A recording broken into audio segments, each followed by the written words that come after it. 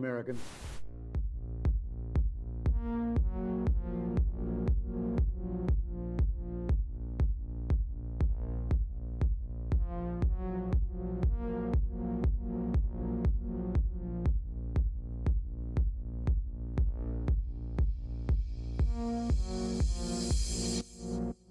You might be wondering, why in the world is there a 30-minute countdown before the show starts? Well, we actually start live every day at 4 p.m. Eastern time, so this whole 30-minute countdown is a chance for YouTube and Rumble to send out their alerts and notifications, so we encourage you to gather up and hang out with everyone in the chat room.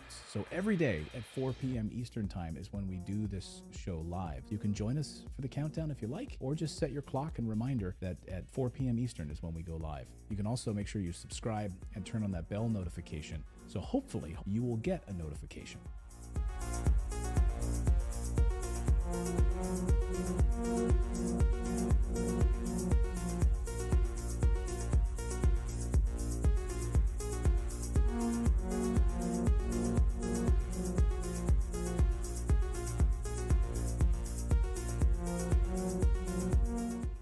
What do you have to say about dictators of countries like Indonesia, who we sell weapons to, yet they are slaughtering people in East Timor?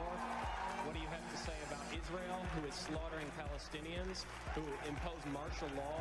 What do you have to say about that? Those are our allies. Why do we sell weapons to these countries? Why do we support them? Why do we bomb Iraq when it commits similar problems?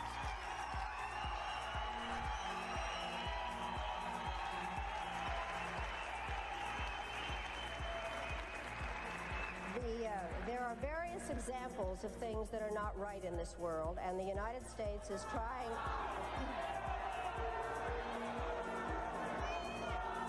I really am surprised that people feel that it is necessary to defend the rights of Saddam Hussein, when what we ought to be thinking about is how to make sure that he does not use weapons of mass destruction. I'd like to... Who are shouting, just a moment. I'm not defending him in the least. What I am saying is that there needs to be consistent application of U.S. foreign policy. We cannot support people who are committing the same violations because they are political allies. That is not acceptable.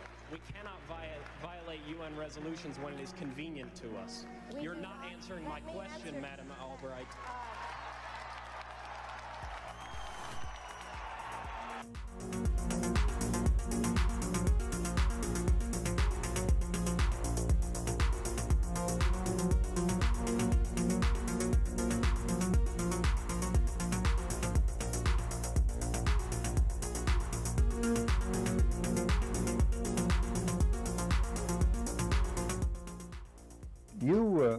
You briefed the press, did you not, when you were there? Well, I had several jobs. One of my jobs was that of analyst. I also was an interrogator and indeed briefed the press when we, the CIA, wanted to circulate disinformation on a particular issue. Disinformation is not necessarily a lie. It may be a half-truth. And we would pick out a journalist. I would go do the briefing and hope that he would put the information in print. What was your percentage of success? We were pretty successful in planning information of a rather rarefied nature. For instance, if we wanted to get across to the American public that the North Vietnamese were building up their force structure in South Vietnam, I would go to a journalist and advise him that in the past 6 months, X number of North Vietnamese forces had come down the Ho Chi Minh Trail system through southern Laos. Now, there is no way a journalist can check that information.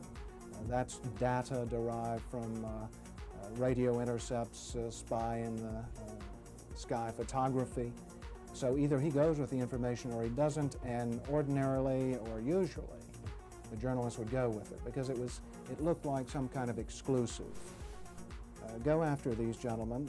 I would be directed to cultivate them, to spend time with them at the Caravel Hotel or the Continental Hotel, to socialize with them, and slowly but surely to try to gain their confidence by dolloping out valid information which was true.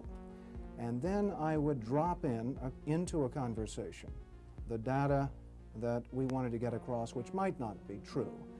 One piece of data, for instance, that we managed to plant in the New Yorker magazine had to do with a supposed North Vietnamese effort in 1973 to develop airfields along the border of South Vietnam.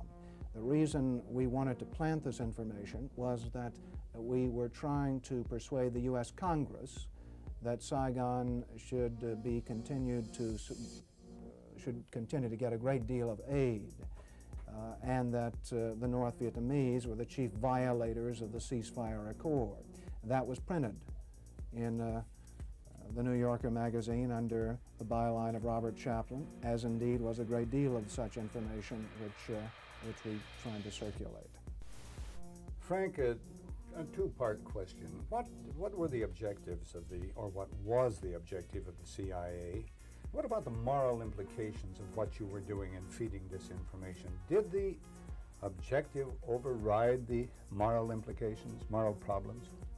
Well, the objective of the agency in general is to generate intelligence and get it back to Washington, to get at the truth and make sure the policymakers understand it. When you plant disinformation, you are diverging from that objective, and I think probably in retrospect, it was very counterproductive. I am, as an ex-CIA agent, opposed to the disinformation activities in which I was involved. I admit that I was involved, and I think it served no useful purpose. Propagandizing the American public or Congress is not the CIA's job.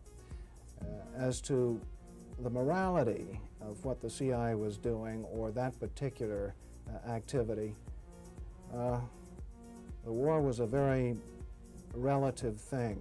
It was a relativist environment, and morality seldom came into play when you were operating in the field. In my estimation, a CIA man should be amoral. That may sound pretty shocking to somebody, but what if my morality were that of a Nazi agent, if you will? You wouldn't want me to be your intelligence officer. Keep the morals out of intelligence. Keep the truth in, and stay away from disinformation.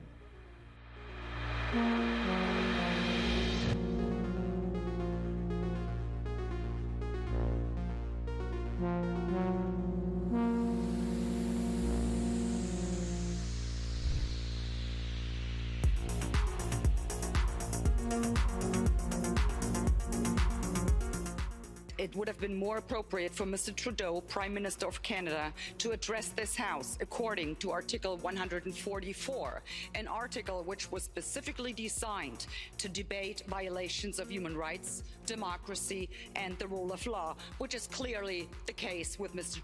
Trudeau. Then again, a Prime Minister who openly admires the Chinese basic dictatorship, who tramples on fundamental rights by persecuting and criminalizing his own citizens as terrorists just because they dared to stand up to his perverted concept of democracy, should not be allowed to speak in this House at all. Mr. Trudeau, you are a disgrace for any democracy. Please spare us your presence. Thank you.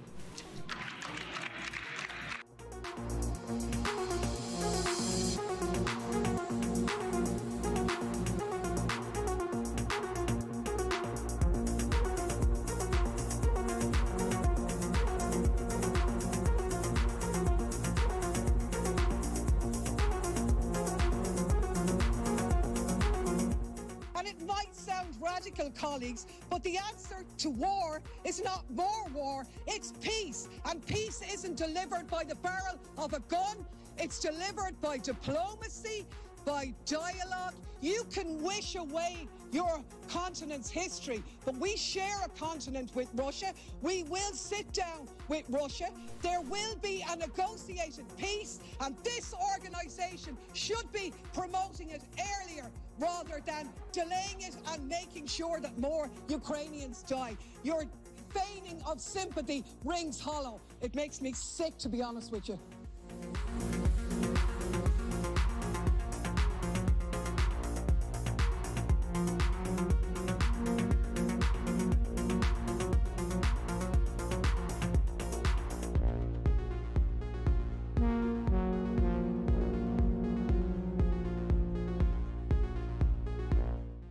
we become involved when disinformation poses a threat to the security of our country. It is when there's a connectivity to a threat to our country. It could be a threat, a connectivity to violence. And what this working group does, is precisely what I would think you would want it to do, which is to take a look at the work, the disinformation work that our department has done and ask the following questions. Do we have policies? Do we have guardrails? Do we have standards? But here's the problem. We can't even agree. We can't even agree what disinformation is. You can't even agree that it was disinformation, that the Russians fed information to the Steele dossier. You can't agree to that. How are we ever going to come to an agreement on what is disinformation so you can police it on social media? Senator, I have 2 points, if I may finish. Number one, that what this office, what this working group does, because it's not an office, what this working group does is ensure that there are guardrails, definitions, standards to make sure that the free speech rights, the civil rights, civil liberties, and privacy rights of individuals. So do you think COVID disinformation threatens our national security? And number two, if I may, Senator, and number two, is it your proposition that when the cartels spread disinformation with respect to our immigration policies to try to lure vulnerable migrants to our border illegally? I think you've got no idea what disinformation is, and I don't think the government's capable of it. Do you know who the greatest propagator of disinformation in the history of the world is? The U.S. government. Are you familiar with McNamara, the Pentagon Papers? Are you familiar with George W. Bush and the weapons of mass destruction? Are you familiar with Iran-Contra? I mean, think of all the debates and disputes we've had over the last 50 years in our country. We work them out by debating them. We don't work them out by the government being the arbiter. I don't want you guardrails. I want you to have nothing to do with speech. You think we can't determine, speech by traffickers is disinformation? You think the American people are so stupid they need you to tell them what the truth is? You can't even admit what the truth is with the Steele dossier. I don't trust government to figure out what the truth is. Government is largely disseminating disinformation.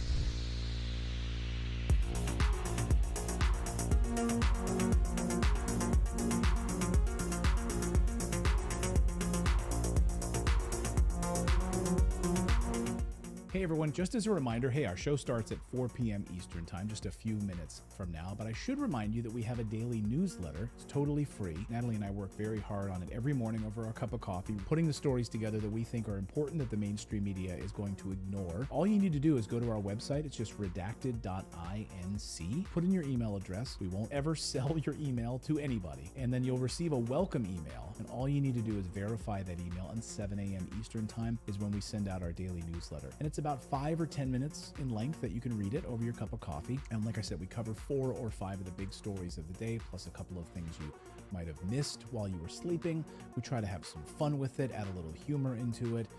And again, it's a great way to start off your morning. But it's also a great way for us to stay connected with you as well, because we've been banned and blocked on some of these platforms before, where we haven't been allowed to post anything, not even a community post. So the only way for us to stay connected with you is through our newsletter. We were able to send out a newsletter and say, hey everyone, we're blocked for the next week, and let you know what was actually going on with our show. Anyway, go to redacted.inc and sign up for the free newsletter, and it'll be posted first thing in the morning over your cup of coffee.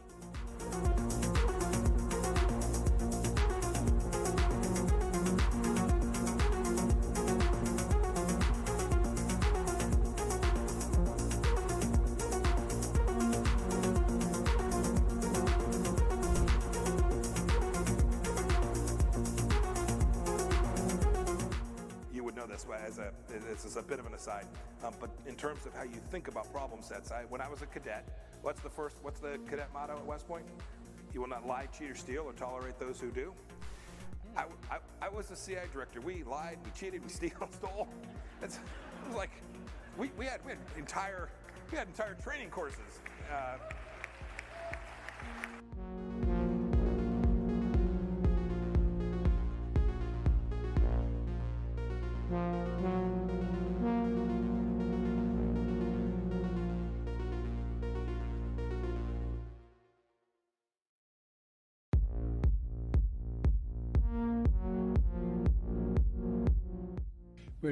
We had a good discussion on ensuring global energy security and adequate oil supplies to support global economic growth, and that will begin shortly.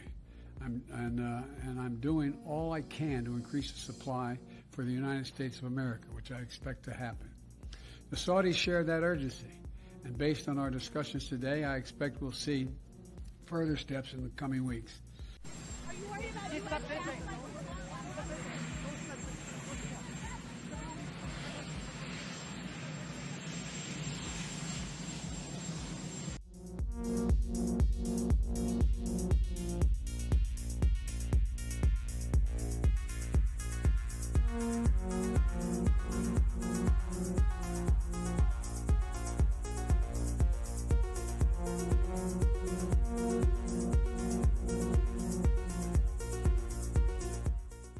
One of the hopeful things that I've discovered is that nearly every war that has started in the past 50 years has been a result of media lies.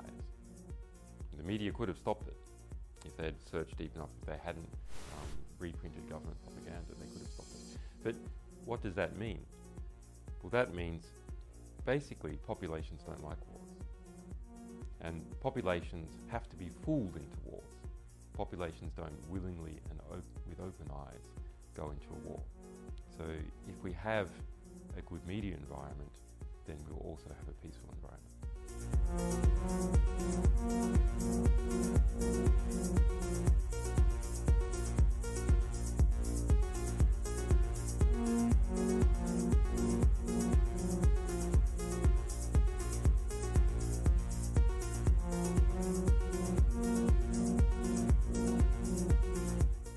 Killed a million people in Iraq. That is a separate... You killed a million people in Iraq.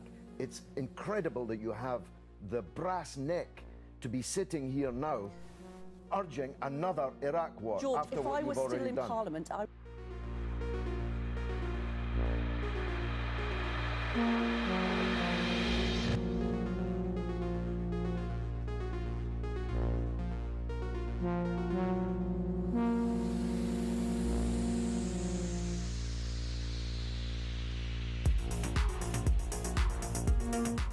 There can be no doubt that Saddam Hussein has biological weapons and the capability to rapidly produce more, many more.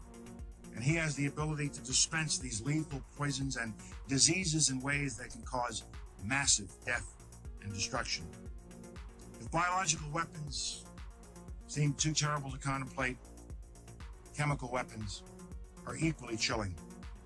UNMOVIC already laid out much of this, and it is documented for all of us to read in UNSCOM's 1999 report on the subject. If we consider just one category of missing weaponry, 6,500 bombs from the Iran-Iraq war, UNMOVIC says the amount of chemical agent in them would be in the order of 1,000 tons. These quantities of chemical weapons are now unaccounted for. Dr. Blick says, quipped that, quote, mustard gas is not marmalade. You are supposed to know what you did with it.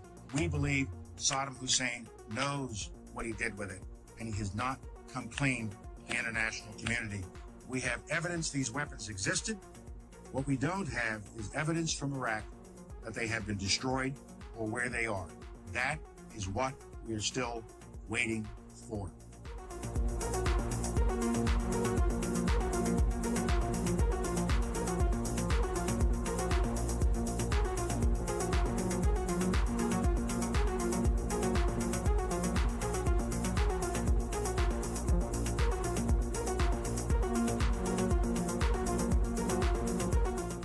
Okay, inspection worth doing, everybody's agreed it's worth doing, and it gets stopped. Yes, sir. At that moment, we're an automatic pilot as far as you're concerned. Period. No ifs, ands, or buts. Now, I respect that. But now, it seems to me the Secretary of State might have a slightly different problem. Secretary of State might be sitting there and saying, now look over there on that side. Now, I remember so-and-so and so-and-so and so-and-so, and the 12 people on this side, they're all the ones that said they didn't want to use force. Now, I'm going to have to go tell the president now that we should, or Secretary Cohen, unleash whatever it takes to get it done. And our military assessment is the same as the majors. The majors' assessment is, privately held but publicly acknowledged later, that airstrikes alone aren't going to do this. Saddam's not going to cave on this. So, now here's the deal. I recommended the president have at it and let the chips fall where they may. A reasonable position for the Secretary of Defense, the Secretary of State to take. But I respectfully suggest, Major, I respectfully suggest they have a responsibility slightly above your pay grade. Slightly above your pay grade. To decide whether or not to take the nation to war alone. Or to take the nation to war partway. Or to take the nation to war halfway. That's a real tough decision. That's why they get paid the big bucks. That's why they get the limos and you don't. I mean this sincerely. I'm not trying to be flip. Because I think, and that's why I said at the outset, the reason why I'm glad you did what you did, we should come to our milk. We should make a decision.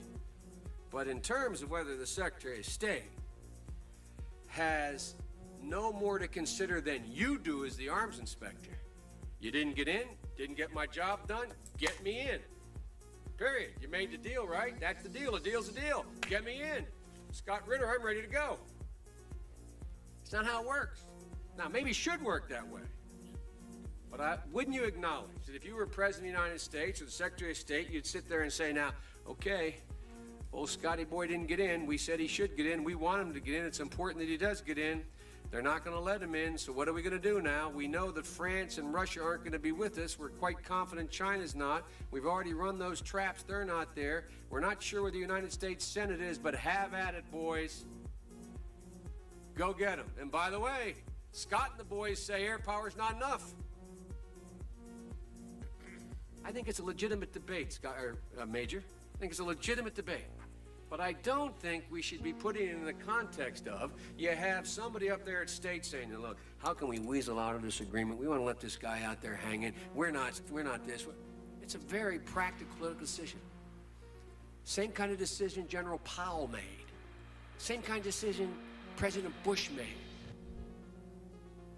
Every president, every Secretary of State has to do it. Like I said, they get paid more than you. Their job's a hell of a lot more complicated than yours. They may have made the wrong decision, and you brought it to light. We should address it. We should say straight up where we are, and we should do it. And for that, I thank you. But it's above your pay grade.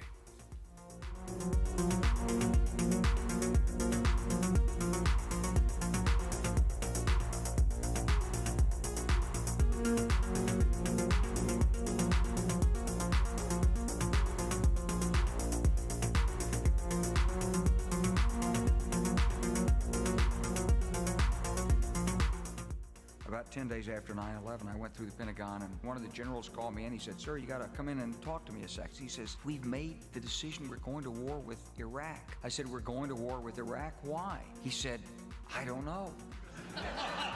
He said, I guess they don't know what else to do. He said, I guess it's like we don't know what to do about terrorists, but we got a good military and we can take down governments. And he said, I guess if the only tool you have is a hammer, every problem has to look like a nail. So I came back to see him a few weeks later, and by that time we were bombing in Afghanistan. I said, are we still going to war with Iraq? And he said, oh, it's worse than that. He reached over on his desk, he picked up a piece of paper. He said, I just got this down from upstairs, meaning the Secretary of Defense's office today, and he said, this is a memo that describes how we're going to take out 7 countries in 5 years, starting with Iraq and then Syria, Lebanon, Libya, Somalia, Sudan, and finishing off Iran.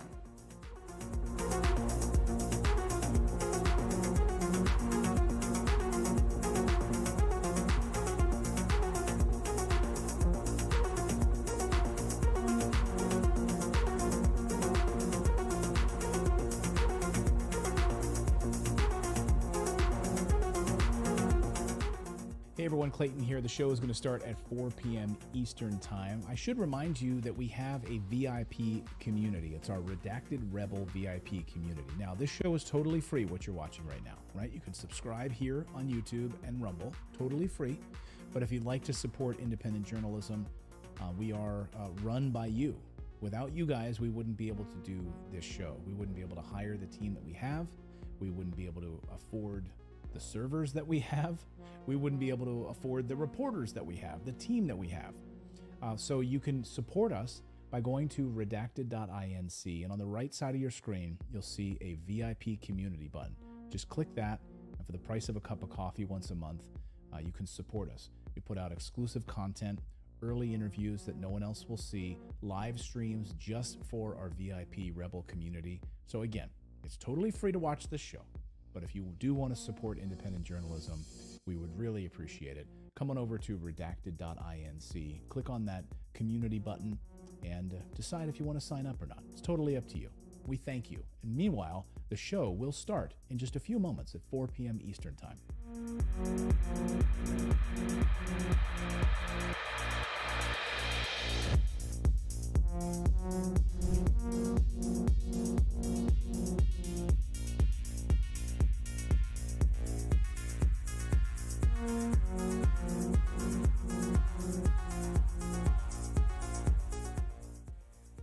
Whatever our hopes may be for the future, for reducing this threat or living with it, there is no escaping either the gravity or the totality of its challenge to our survival and to our security. A challenge that confronts us in unaccustomed ways in every sphere of human activity. This deadly challenge imposes upon our society two requirements of direct concern, both to the press and to the President. Two requirements that may seem almost contradictory in tone, but which must be reconciled and fulfilled if we are to meet this national peril. I refer first to the need for far greater public information, and second, to the need for far greater official secrecy. The very word secrecy is repugnant in a free and open society, and we are, as a people, inherently and historically opposed to secret societies, to secret oaths, and to secret proceedings. We decided long ago that the dangers of excessive and unwarranted concealment of pertinent facts far outweighed the dangers which are cited to justify it. Even today, there is little value in opposing the threat of a closed society by imitating its arbitrary restrictions.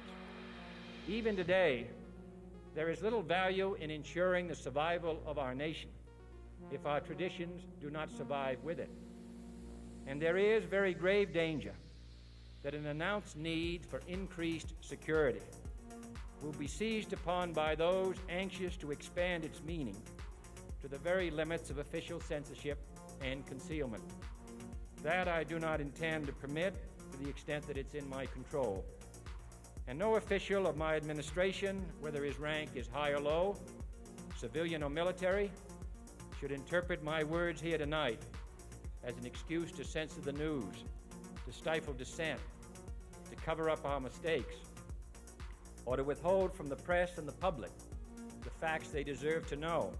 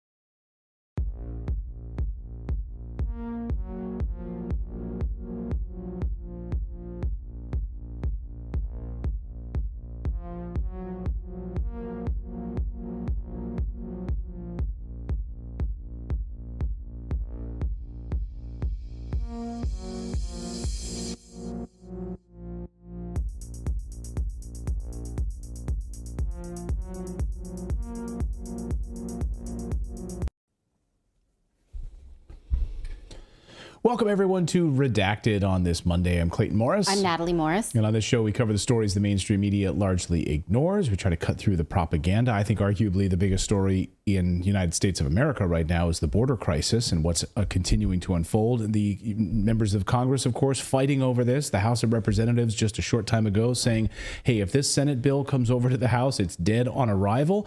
But we've got some new information from the southern border as it relates to sanctuary cities and the types of people that have been pouring across the border. We're going to go live to the border in just a moment. Plus, Tucker Carlson in Russia, the mainstream media freaking out that you might hear a perspective that they are unwilling to tell you. What could that be? What are they thinking that they might lose? The war narrative. I just gave away the answer, but that's what it is.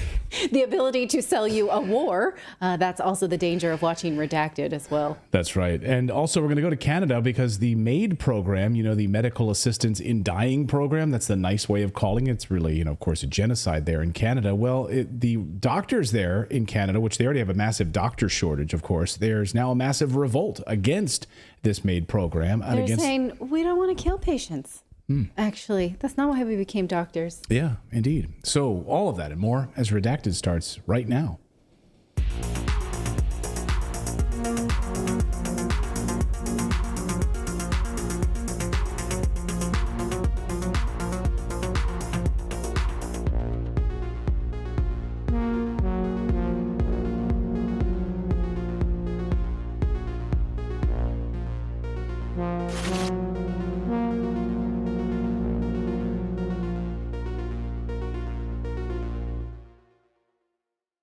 Thank you so much for joining us. We are Clayton and Natalie Morris. We are a married couple. Our producers are David and Philip. They are brothers. It is very much a family show, but in this show, we break down the media narratives to see if we are being told the truth. Most of the time, we're not. We seek the truth, no matter where it may lead us. We have no agenda.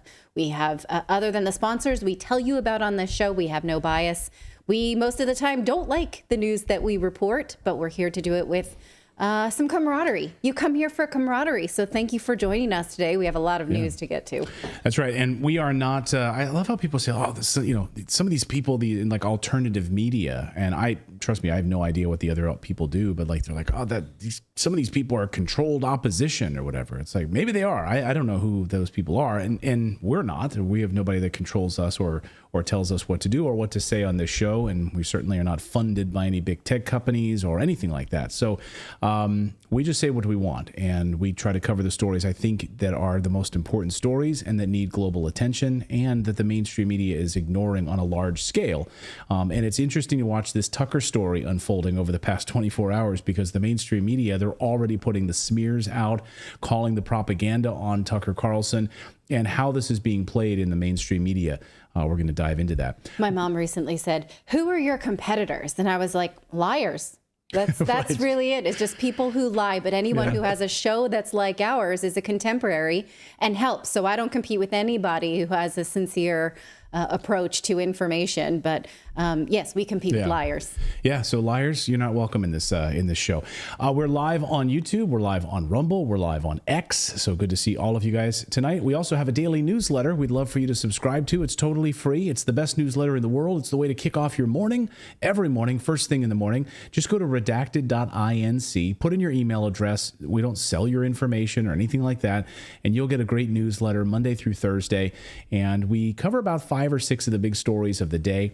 All of the kids love the newsletter. Like if you want to be the most informed person on your block, read the Redacted newsletter. So when you have one of these climate alarmists or walking down the street telling you to, start using plastic straws or plastic bags. No, it's the paper straws. Paper straws. That's right. You can tell them, no, I read the Redacted newsletter. That's a bunch of garbage. I'm not doing that. Anyway, go to redacted.inc. Put in your email address. You'll receive a welcome email. You just have to confirm it. And then tomorrow morning, on Tuesday morning, you'll get the newsletter about 7 a.m. Eastern time. And like I said, you can read it in about 5 or 10 minutes over your cup of coffee. Or if you're in Australia reading the newsletter, like many of our viewers do, you can read it at night with your nightcap. So it's redacted.inc. Oh, Philip wants us to keep talking because he seems to have lost a connection. So okay. We are not yet going to go to that story. Okay. Yeah. All right. Well, so yeah, let's tell you, I don't know what's going on here with our internet. We must have some sort of an issue here. Let's just check in on the chat room here and see what's going on here. Let's see how everyone's doing tonight. Let us know where you're joining us from around the world. We're having some technical issues because some sort of a connection with our team is down. Not really sure exactly what's going on there. Can't hear anybody, but hopefully you guys are still there. Let us know in the comments if you guys can still hear us, if you guys can still see us. So some stories that we have not yet covered, but today breaking news that King Charles has some form of cancer. We're not exactly sure. We'll break that down in the newsletter tomorrow. But interestingly enough, today in the newsletter, we had a story about how the World Health Organization says cancer is more prevalent than ever, and they expect it to explode by 77%. That's interesting, don't you think? Yeah. Interesting timing, given that they are also testing a cancer vaccine. So, okay, we wish the king well. Oh, good. All right. All right. So now we've got the team in Texas. Let's see if we can get to the Texas story. Okay. So, yeah. Well, U.S. border crossings are at an all-time high. Arguably, this is the most important story to Americans right now. What is happening at the U.S. southern border in 2022? Look at this. We set a new record, 2.2 million illegal border crossings. Those numbers do not include crossings at official checkpoints. That, according to the New York Times, back in 2022. The U.S. set a new record under President Biden with 2.5 million just last year. Again, these are numbers we're getting from the Biden administration, so take this with a grain of salt. We probably think it's way higher than that. U.S. Immigrations and Custom Enforcement deported more than 142,000 immigrants in the fiscal year 2023, according to them. 142,000. So you see how these numbers are totally out of whack? Again, those numbers are totally from the Biden administration here. The rest of them, of course, have been given cell phones. They've been given paychecks. They're given money to live in the United States. They, of course, will be voting in the United States as well, which is all part of the plan. So it all works out in the end for Democrats. Or does it? Listen to Obama's chief strategist, David Axelrod, who just admitted over the weekend that the busing of illegal immigrants into these sanctuary cities, into these Democrat-held cities, is actually changing the game. Listen. You know, whatever you think about what Governor Abbott has done, it was diabolically clever because by shipping these migrants to cities that call themselves now I'm forgetting the phrase, but sanctuary cities. He has created issue. I come from Chicago. Chicago has been torn apart by this issue. New York has been torn apart by this issue. And suddenly Democrats are engaged in this issue in a different way than they had been. So that has been very effective. Well, to comment on all of that, plus the bill that's currently being debated in Congress, is a man who is a former U.S. Green Beret. He's a war correspondent, and he is arguably one of the most knowledgeable individuals on the border crisis in the world. He is at the southern border in Texas. He left Panama at the Darien Gap. He's now in Texas, where the drama is unfolding. That is Michael Yon. Michael, welcome back to the show, my friend. Good to see you. Thanks, Clayton. I'm back in Texas now, actually in Dripping Springs. As you can see, there was some big events in the last week in Texas, down at Eagle Pass and other places still unfolding. And that Al-Qaeda that's reported in Colorado, I'm not even paying attention to the details because the details I've learned through years of doing this sort of thing are actually somewhat irrelevant on the larger scale. I'm looking at the larger invasion. I mean, you know, they could pull out 50 or 500, but these are just basically you're pulling out a few roaches and there's an entire colony, and there are colonies everywhere. They're coming across every single day. And keep in mind, even people that are not Al-Qaeda or Hezbollah or Hamas today or some other group, they will be tomorrow because they're raising children like this, right? We already know that. We've seen it for not just years, but generations.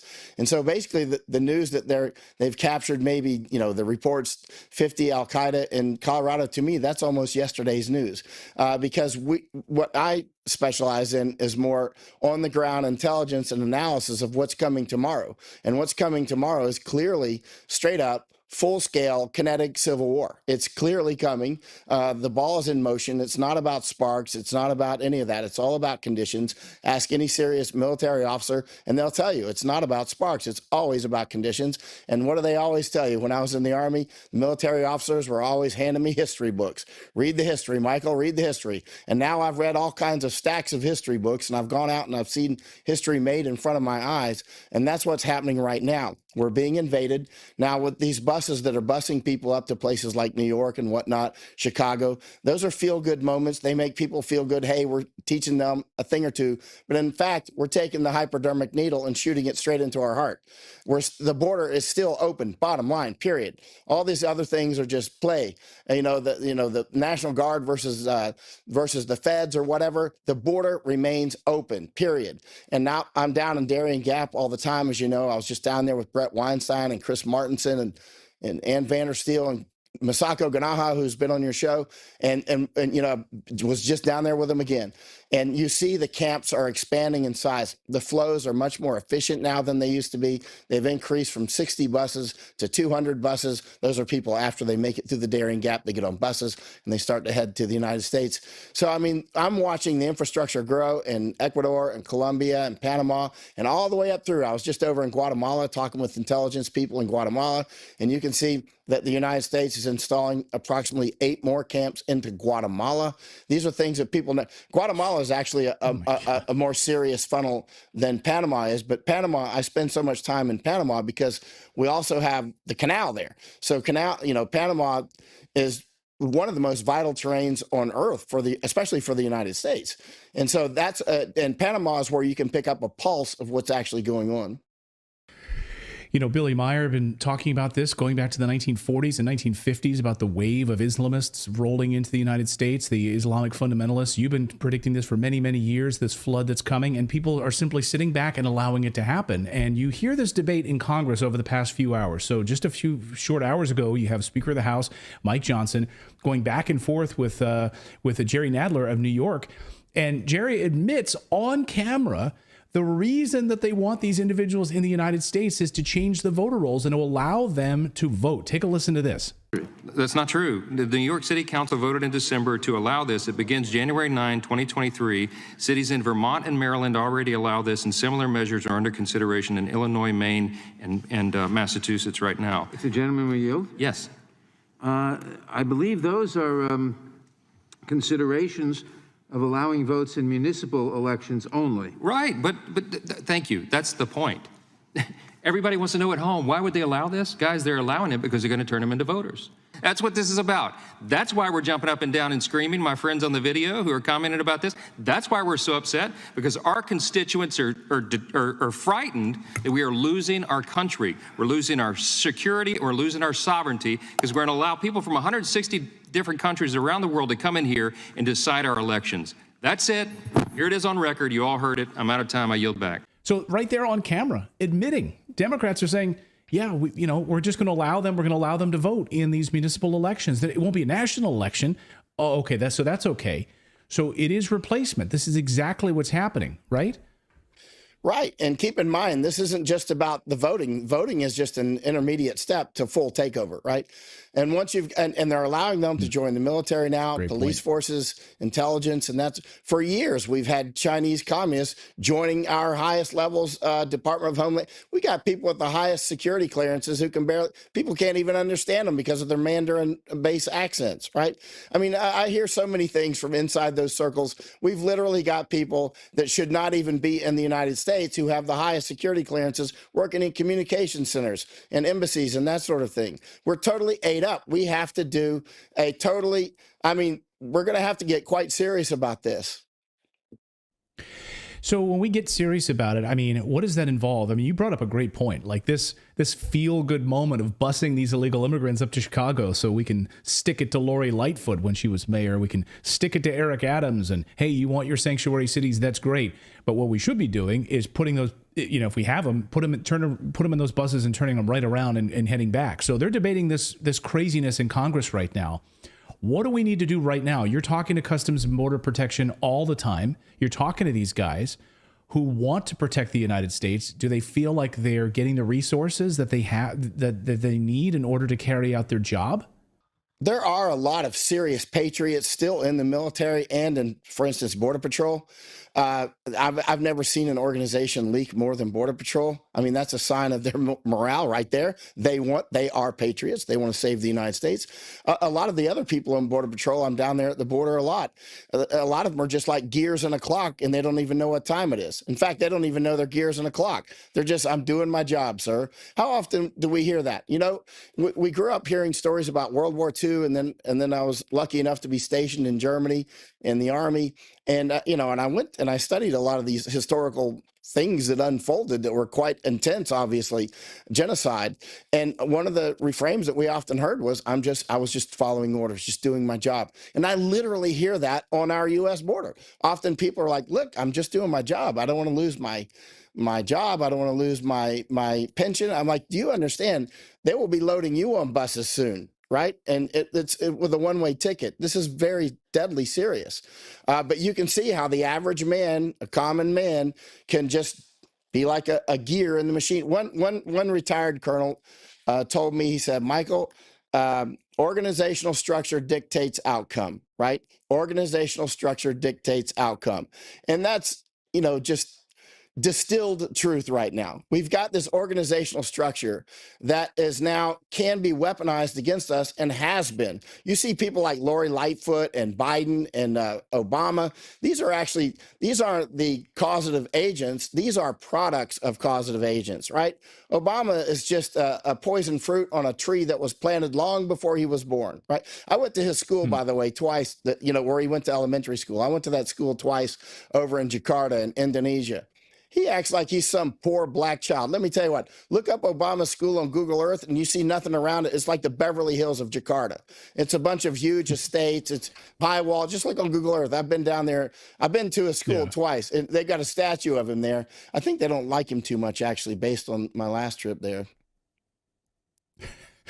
So these are all people that are just the cogs in a machine that's part of this replacement theory that has been happening now for the past few decades. Go back to listen to Biden, back 20 years ago talking about this. Listen to him just a number of years ago with Mayorkas talking about the takeover where they want to have this replacement. So I don't want to be 30,000 foot level, Michael. You're on the ground. You're seeing the mechanics of this unfolding every day. When we talk about a civil war in the United States, what are we exactly talking about? Like, what sides are we going to see? We're not talking North versus South, Mason-Dixon line. What are we talking about here? Civil wars can be incredibly complex, right? It's like who runs the jungle. I was just down in the jungle in Darien with Brett Weinstein, and we were talking about the same thing. And I said, you're an evolutionary biologist. If somebody asks you who runs the jungle, what are you going to say? God runs the jungle, right? In civil war, especially one in such a complex environment that we have in the United States, I've been all over the United States, by the way. I've seen this country in great detail. And I mean, coast to coast, backing up and down from Key West all the way up, And one thing about the United States is we have a very complex and dynamic environment, which is now being overwhelmed by people that can't even speak English. They have no idea what human rights are, and they don't care, right? And that's one of the reasons they're being brought in. It's Tower of Babel. As you know, I'm often over in Europe looking at the same thing. They're at a slightly more advanced stage than we are, but we're catching up quickly.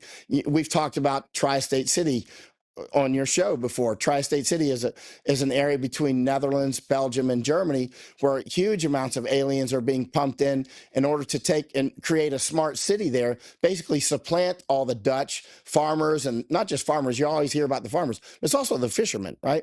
It's also many other people that are key to keeping Netherlands going. Who's going to keep Netherlands going when they're gone? Who's going to keep Netherlands above water, right? I mean, quite literally, it's the same in Germany and Belgium and all of these places. They're being supplanted. The people that created those countries and people that keep those countries moving. You know, one thing I saw about Al Qaeda, by the way, in Iraq, Al Qaeda in Iraq, they're very good at like knocking off a city, like in Bakuba. They knocked out, you know, killed the politicians, ran them off, that sort of thing. But they can't run a water plant. They can't keep the lights on. They're a bunch of flying monkeys, right? And that's what's happening here. We're being replaced with flying monkeys because it's easy to be the arsonist, right? It's hard to actually be the architect that creates such an incredible country as the United States or Netherlands. There are quite a few incredible countries. So are we talking about the fight really being between those who want to keep our country and those who are invading? Or are we talking about a more homegrown form of civil war in the United States, those who want to support this invasion? Or are we simply talking like Red Dawn style? They're coming across the border. Those that care about the United States are going to stand firm and try to protect the United States from this invasion. All the above. All the above. I mean, the Red Dawn is unfolding right now with the Chinese specifically, right? Not to mention all the various ecosystems of Islamic terrorists. You know, I mentioned a couple nights ago in Dripping Springs, right out this window, actually on a stage, I just talked for a couple minutes and I talked about HIAS, the Hebrew Immigrant Aid Society. Now, I'm often talking about Catholic charities. I'm often talking about Lutheran refugee services and that sort of thing. And I'm often talking about them, but I focused on HIAS specifically because Mayorkas is under impeachment hearings now, and Mayorkas was a board member on HIAS, right? So he was a board member of the Hebrew Immigrant Aid Society, and he is actually, you can see on HIAS.org, HIAS.org, they're actually congratulating Mayorkas for taking over Department of Homeland Security, right? Now, when he flew down to Darien on April 18th of 2022, I was there waiting for him. Came in 4 Blackhawks, landed right in front of me. I waited for 4 days. He landed right in front of me, went inside of this camp, which is about 40 yards away from the highest headquarters in Darien. In fact, it was a place I tried to rent. It's a house right in front of China Camp. We call it China Camp, right? And in Darien, they call it San Vicente Camp. But I actually was working to rent that house, and then HIAS got it out from under me.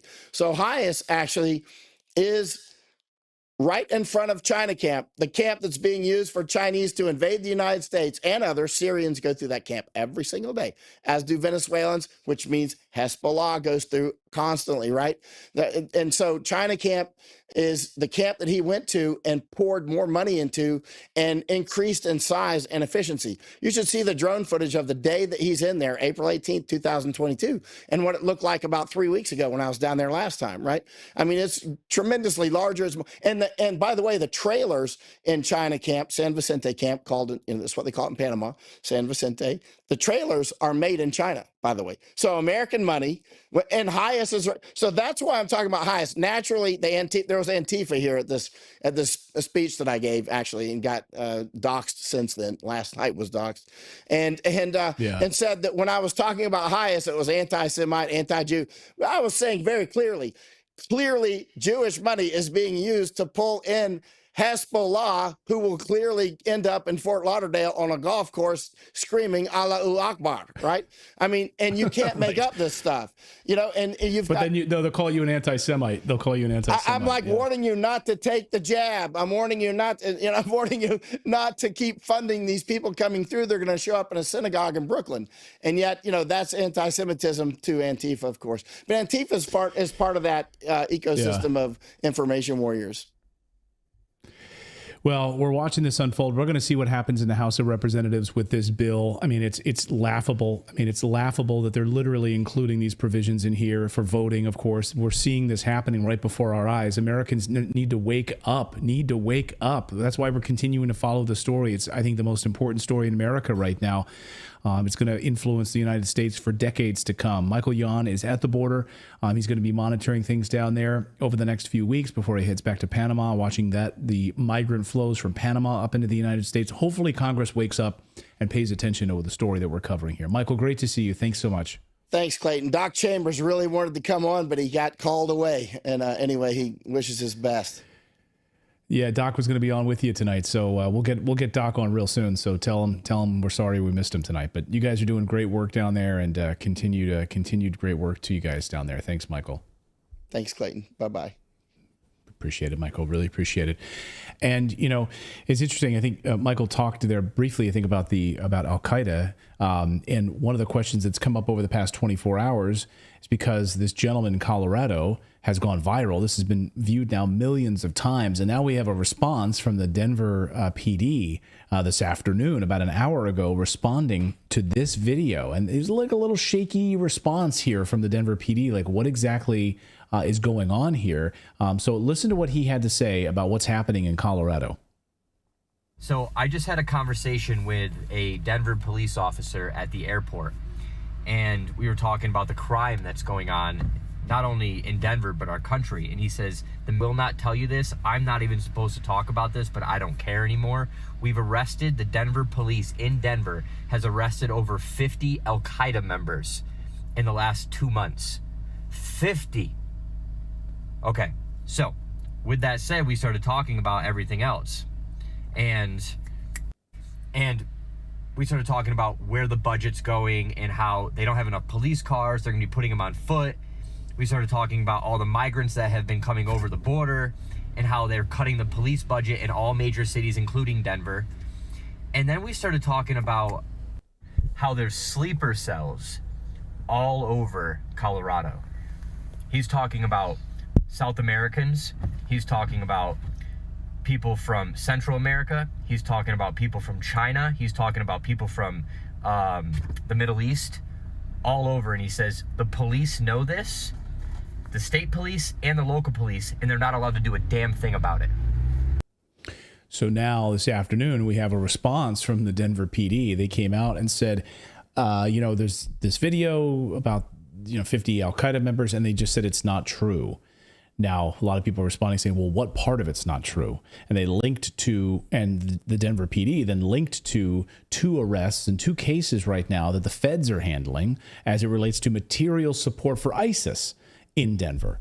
And so they're not dismissing, they didn't dismiss the other big piece of the video, of course, which is all about these sleeper cells and that the fact that the police are being told you can't do anything about it and you're being told sort of hands off about it. So what part of it, like you're just denying the 50 number?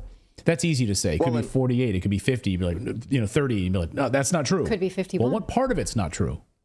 Well, and it is possible that it's like a loophole of like that. Well, we took them into custody, but they didn't arrest them. So that's technically not 50. You know what I mean? Like it could be something like that. Right. A technicality. So is this police officer lying to this guy? Is this guy lying? But they did come out and publish, of course, those other material support for ISIS cases that the feds are dealing with in Colorado. So there is that, and they came across the U.S. border. So, okay, maybe we don't have the number correct. We'll find out from the Denver PD as people start. Hopefully, the Denver press, the Denver newspapers, and the Denver media will do their homework and really dig into this more deeply and try to get answers on this. So. Well, we have more news to get to. We're going to talk about why the mainstream media and Twitter space is blowing up about Tucker Carlson possibly interviewing Vladimir Putin, worried that their war narrative might crumble, as it already has been for a long time. It should not take one person's journalism to do that. If you have been actually doing your study about the war in Russia, you know that it's based on a lie. It has been for a long time. We're also going to talk about MAID in Canada, because now doctors are saying we don't want to murder the mentally ill. We don't think that's something doctors should be doing. Nobody is going to do that for you. So they put it off by 3 years so that they can convince doctors. We're going to take a look at that story and so much more. But first, we want to tell you about our friends over at Bank on Yourself, because, of course, you are being lied to when you were told to max out your 401k or IRA. That's what Tom Wheelwright calls investing with the government in the stock market as a partner with the government. Do you want to partner with the government? Because they're going to do what's best for them, not best for you. They say you're risking your life savings in the Wall Street casino. They say that's a secure investment. But if you study it, a 401k is at best a mediocre product. That's why Bank on Yourself is a better way to grow and protect your hard-earned money. This retirement plan alternative has never had a losing year in over 160 years. So it is worth your study. Guaranteed predictable growth and retirement income. With Bank on Yourself, your plan doesn't go backwards when the markets tumble. Your principal and growth are locked in. It's tax-free retirement. You'll know what your tax rate is in retirement, which will be be zero under current tax law, which protects you from the current tax tsunami, which we show you every day as we speak over our shoulder here, the national debt clock. Someone's going to have to reckon this. I hope it's not you and your life savings, because with Bank on Yourself, you're in control. So if you want guaranteed, predictable annual growth, control of your money, and tax-free retirement income, go to bankonyourself.com/redacted. You'll get a free report with this proven retirement plan alternative that banks don't want you to know about. Again, go to bankonyourself.com/redacted for your free report. You can study up, think about your future in a smarter way. bankonyourself.com/redacted.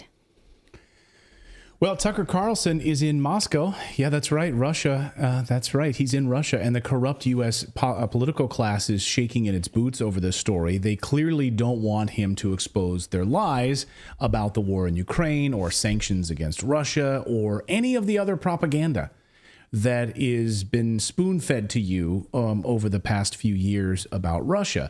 And we'll have more on that part of the story in a second. But first, yesterday, the U.S. government approved another $60 billion to be sent to Ukraine. Now, this isn't finalized just yet, but come on, it's going to happen. $60 billion to Ukraine and $14 billion to be sent to Israel. Now, the real question is, do we break that out separately? We just send Israel their money like we do every few months as a stipend. We break that out of this bill. Well, House Speaker Mike Johnson says he's not going for this. He only wants the Israel piece. Yeah. So, Ukraine, he's a little bit tired of. They never say it's because Ukraine harms civilians, which they did over the weekend, horrific attack on 28 civilians. But civilians know it's just about the budget. They never make any. Well, and if you actually read the bill underneath that part that says about the $60 billion for Ukraine, there's two more lines that say, and possibly money to Ukraine for this, and if they need it for this. So there's some other hidden things in there to send even more money to Ukraine. And anyone who wants to take on China.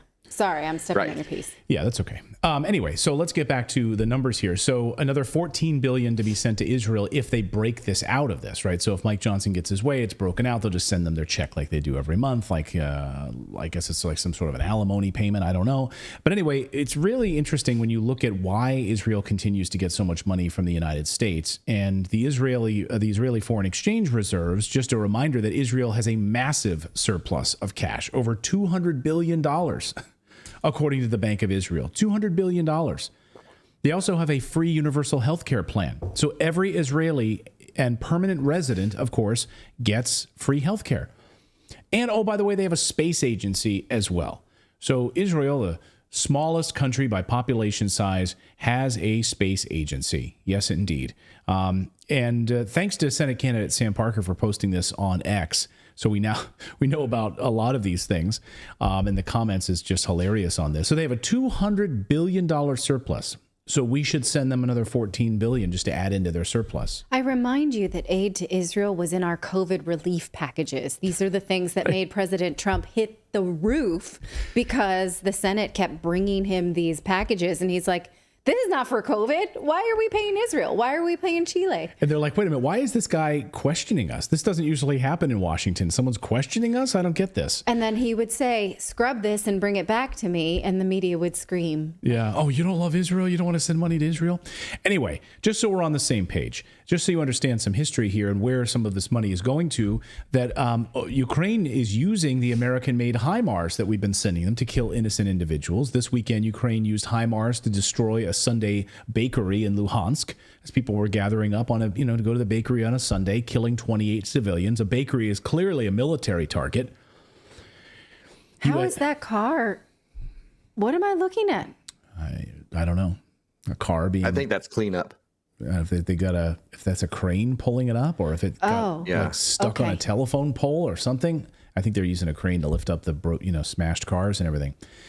So U.S. tax dollars at work right there on your screen. Of course, exposing this is really why they don't want Tucker Carlson sitting down for an interview with President Putin. Carlson's audience, of course, is massive, and it's in the millions. Millions of Americans, of course, are about to learn a lot about the war and the lies that have been heaped upon the American people. Neoconservatives are terrified, of course, about all of this because it would upend their narrative. Former Chief of Staff to the U.S. Vice President Bill Kristol wrote on social networks that perhaps the return of journalist Tucker Carlson to the United States should be completely prevented until the country's representatives can figure out exactly what's happening. Bill Kristol tweeted this: "Perhaps we need a total and complete shutdown of Tucker Carlson re-entering the United States," he wrote on Twitter, "until our country's representatives can figure out what is going on." Really? Look at that. Keep that on your screen. Perhaps we need a total and complete shutdown of Tucker Carlson re-entering the United States until our country's representatives can figure out what is going on. That's not the social contract. When you get a passport, that is not the deal. That's illegal. Yeah. What is that? Who is Bill Kristol, a neoconservative, calling on the United States government to shut down his border re-entry as a journalist? Of course, it's Bill Kristol who loves war. That's who it is. Right. That's and he also, the most transparent. He loves war. And of course, he loves illegal immigration as well. This is the same Bill Kristol who loves the idea of illegal immigrants being used for labor in the United States. Look, to be totally honest, if things are so bad, as you say, with the white working class, don't you want to get new Americans in who aren't going to be... I'm serious. You can make a case that this is going on too long and this is too crazy, probably, and I hope this thing isn't being, videotaped or ever shown anywhere. Yeah, that's right. Imagine they're rolling videotape on you saying it's okay to replace Americans with cheap foreign labor that's pouring across the United States border. Imagine that.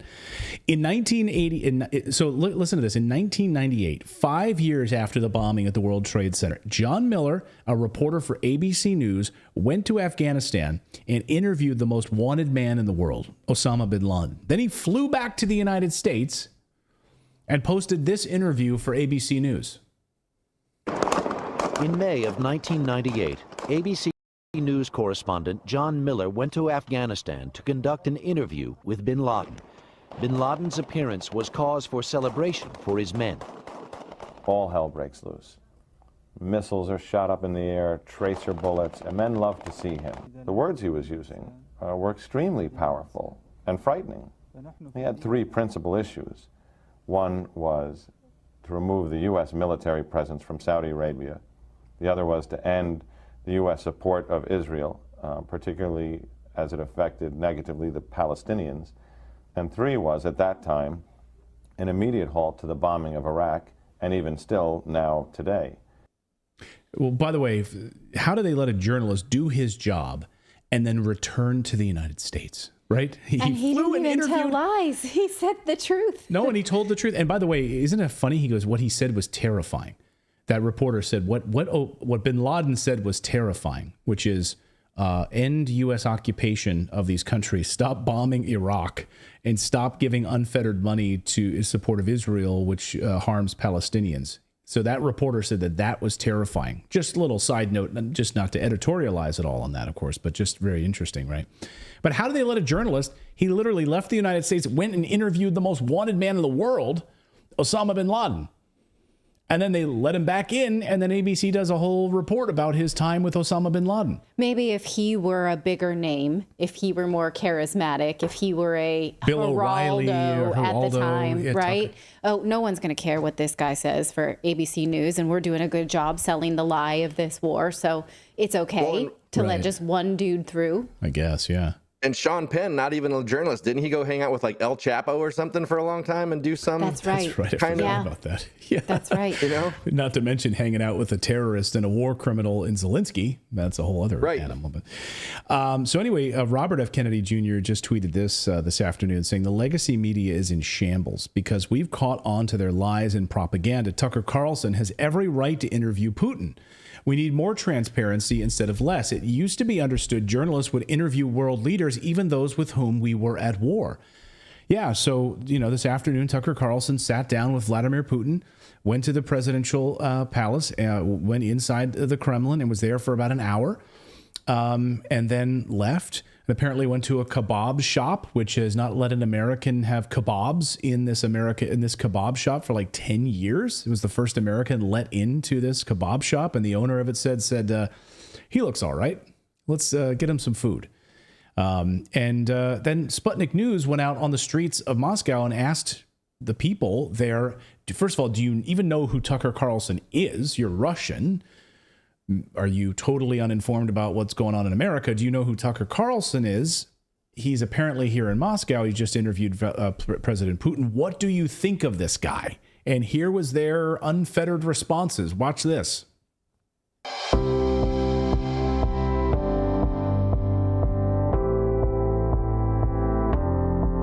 На сегодняшний день, на мой взгляд, это самый смелый, самый отважный американский журналист, который смело высказывает свое видение, свою позицию. Такер Карлсон часто мелькает в новостях, но он правду говорит. Поэтому у него, кстати, проблемы в США из-за этого. Он сейчас, насколько я понимаю, сюда приехал. Вот. И не знаю, пустят ли его обратно. Я очень уважаю за его смелость, я очень уважаю за его нормальное человеческое мнение о том, что происходит на самом деле, за его разумность, за его логику, за его понимание, где добро, где зло. Вот. И что он не боится это все высказывать, несмотря на то, что он живет в стране, которая заварила всю эту, как это сказать, фашистскую кашу. Меня поразило, скажем так, откровенность, которой он рассказывает о реальных проблемах, которые есть, в данном случае в Соединенных Штатах. Вот. Очень хорошая подача информации, с хорошим чувством юмора. Я слышал о том, что он вроде бы приехал в Россию. Ну что ж, добро пожаловать. Я считаю, что держит марку порядочного журналиста, честного, открытого. Цепляет тем, что он идет против общей антироссийской пропаганды, которая в США проводится. И он высказывает свое мнение. Вот этим он цепляет. Ну и надо сказать, что очень положительно отношусь, потому что это объективный журналист, который реально показывает то, что происходит в мире, несмотря на то, что его позиция не воспринимается особенно демократами в США, особенно сторонниками Байдена. Я очень рад, что вот он прибыл в Россию. Вот мне также рассказали, что он уже посетил Большой театр. И я думаю, что он здесь много чего увидит и узнает, что в России многие к нему относятся с очень большим уважением. So there you go. So that was just a sampling of, and a lot of people in the chat are saying, well, based Russians.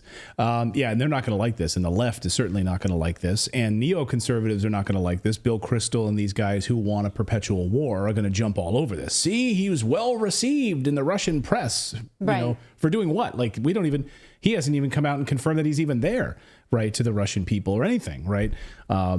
So I just find that. So the preemptive panic, I think, is what we're trying to point out here. Not just that, these selection of people think this of him in Russia. Of course, they understand. We talked with Mike Jones last week about the most recent candidate that the American West is trying to sell us, that is running against Vladimir Putin. They're telling us he has a popular uprising. And why, right? Why are they telling us this? Because they want to sell this terrorist of Putin. They don't want us to see anything for ourselves.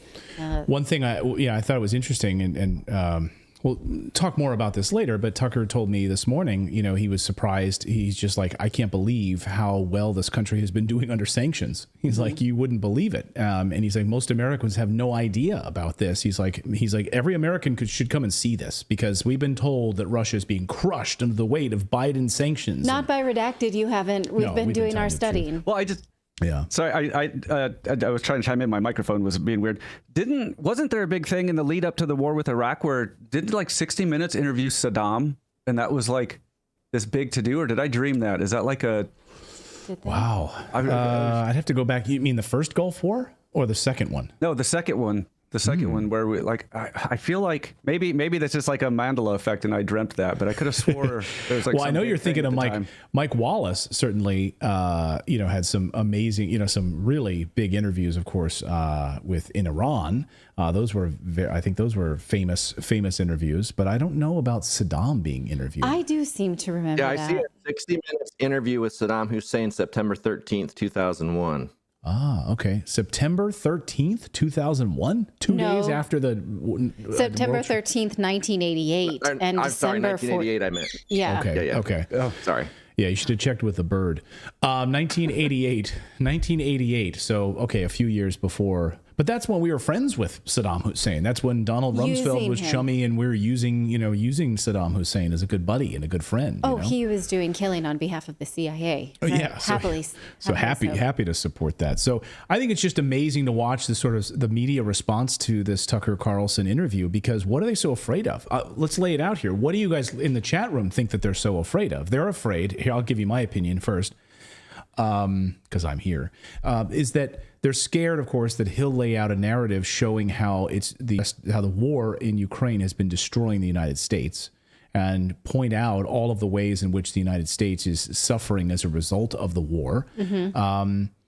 I think he'll also expose how Putin has been pushing for peace, pushing for a peace agreement, had actually a signed piece of paper, a peace agreement, until the United States and the UK stepped in and intervened and threw it out the window. That'll clearly come out in this interview. Also, the evils of the attacks on civilians that were aimed at Crimea before Crimea was annexed by a vote, that Russia didn't go in and invade. It was actually Russian soldiers that were already in Crimea that held the line, that held Ukrainian SBU soldiers from attacking Crimea.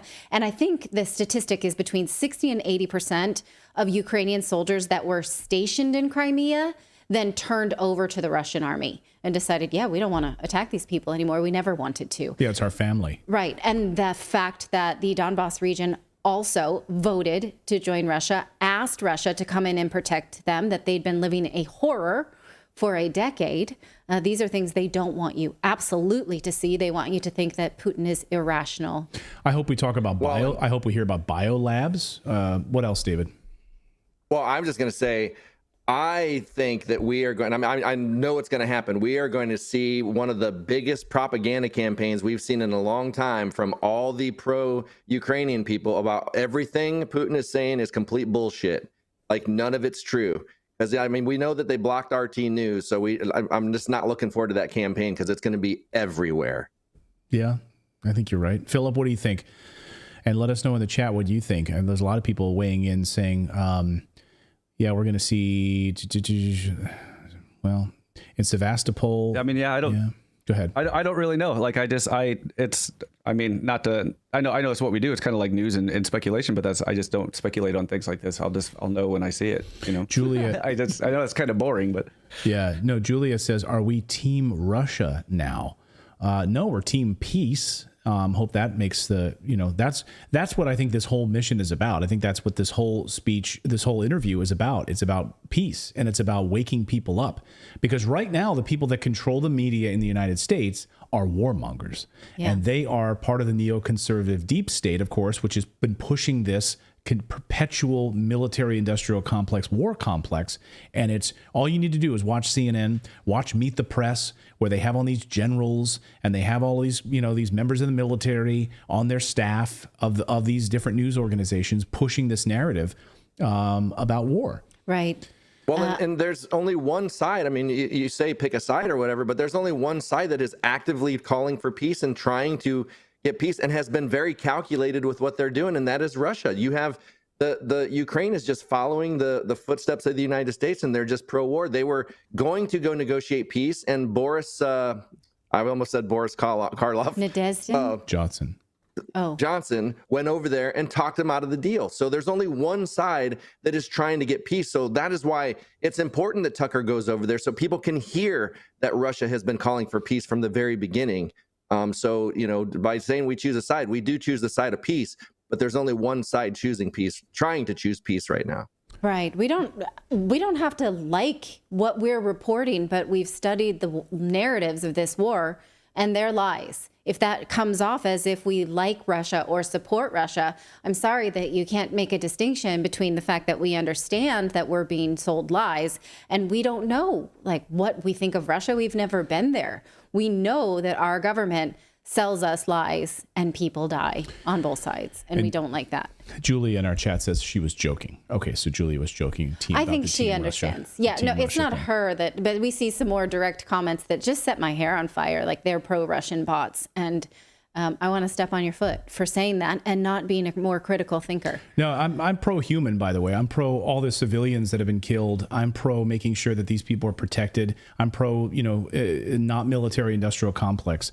So the corrupt government of Ukraine that has been partnering up with NATO and killing innocent people and leading to this massive war that we're about to see throughout Scandinavia, which is coming, they are doing this, putting NATO right on the doorstep here. They are fomenting this war.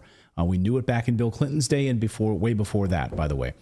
All right, we've got more news to get to here on your, what is it, Monday? It's Monday. Holy smokes, it's not Thursday yet? Also, I said I'm pro-peace, but I did say also I want to step on people's feet for saying bad things about us. That's very vicious. I'm sorry about that. It's vicious. I am anti-violence. Yeah, you are a non-pacifist.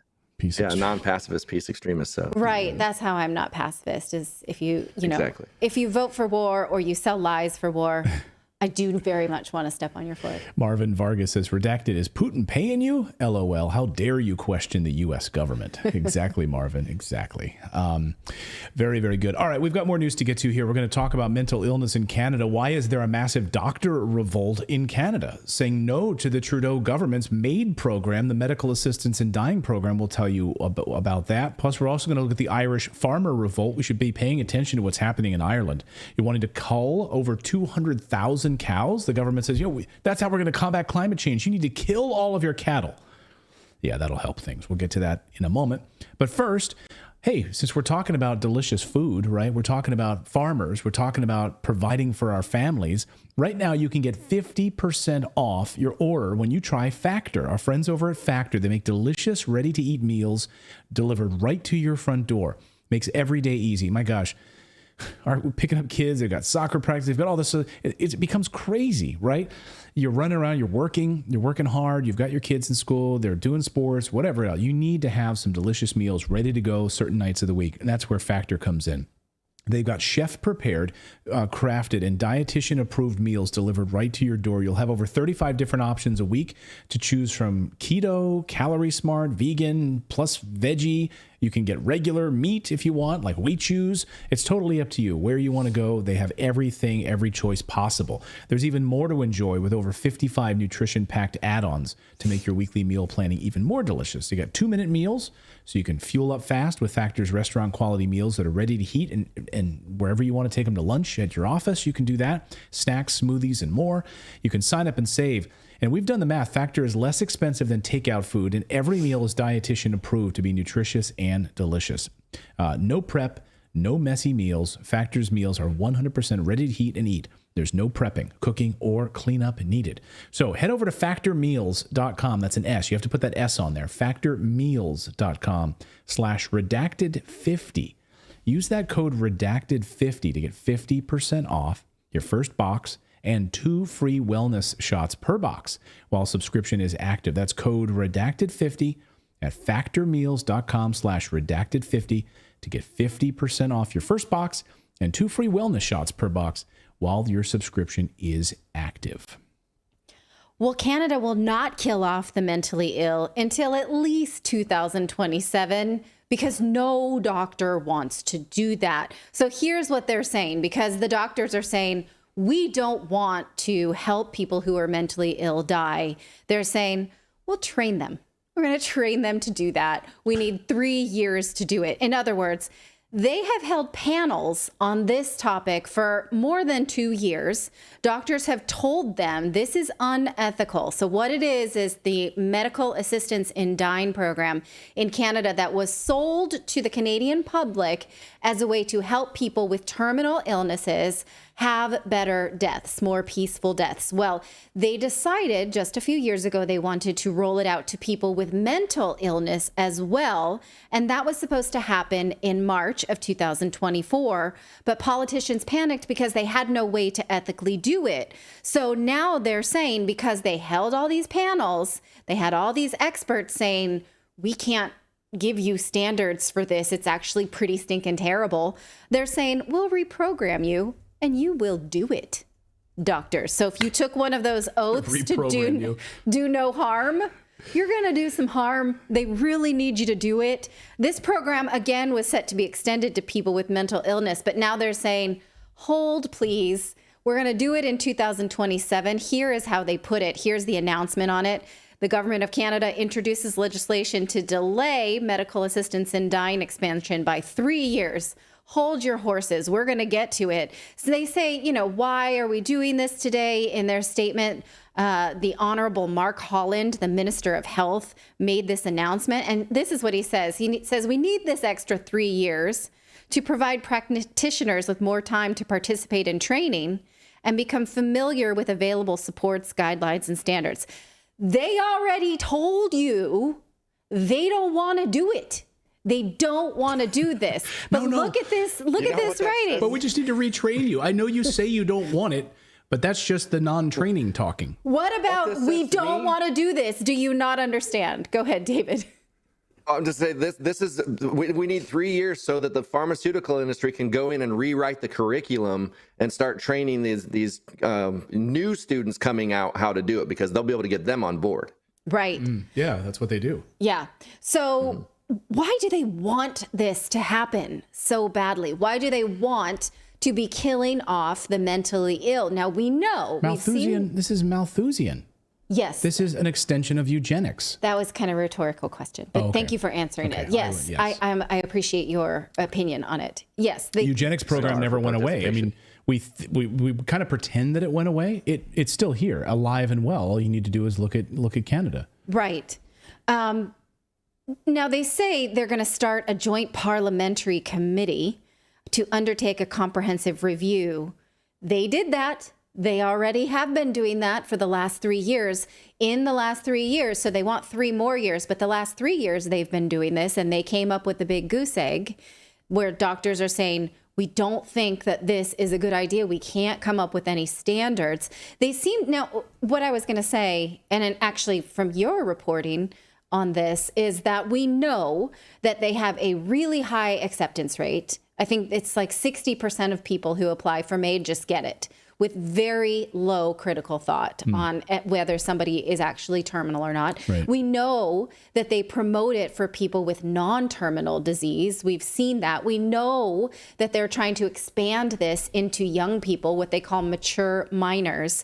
So how long until this horse cannot be put back in the barn and actually it's just gone too far and people are being declared mentally ill and then being sentenced to death without being a part of that process at all? It's not too far. It's not too much of a stretch, given how this has been rolled out and implemented.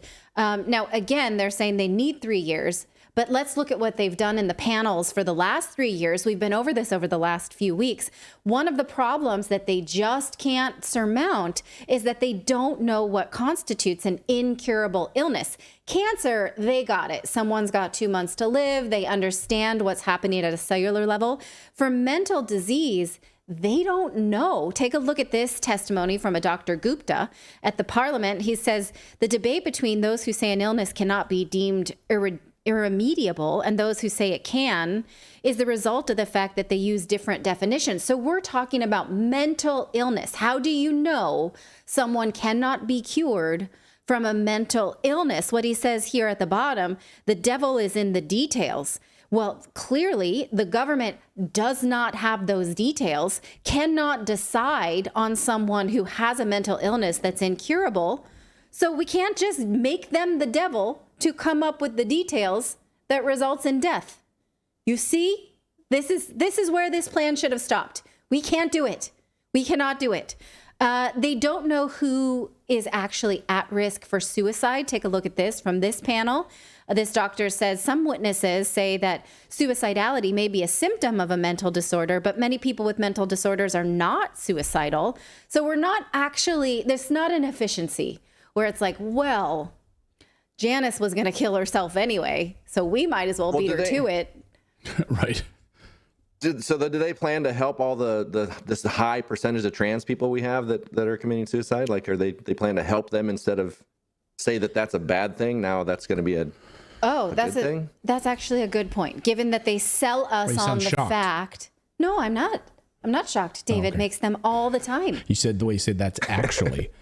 I didn't mean that. Put that qualifier in there. I'm sorry, David. Did that hurt your feelings? It hurt my feelings. No, not at all. No, it's a great point. Don't argue in front of I our think it's a great audience. It point. makes them It's not actually uncomfortable when we bicker. They're not uncomfortable at all. Our audience is the least most uncomfortable audience in the world.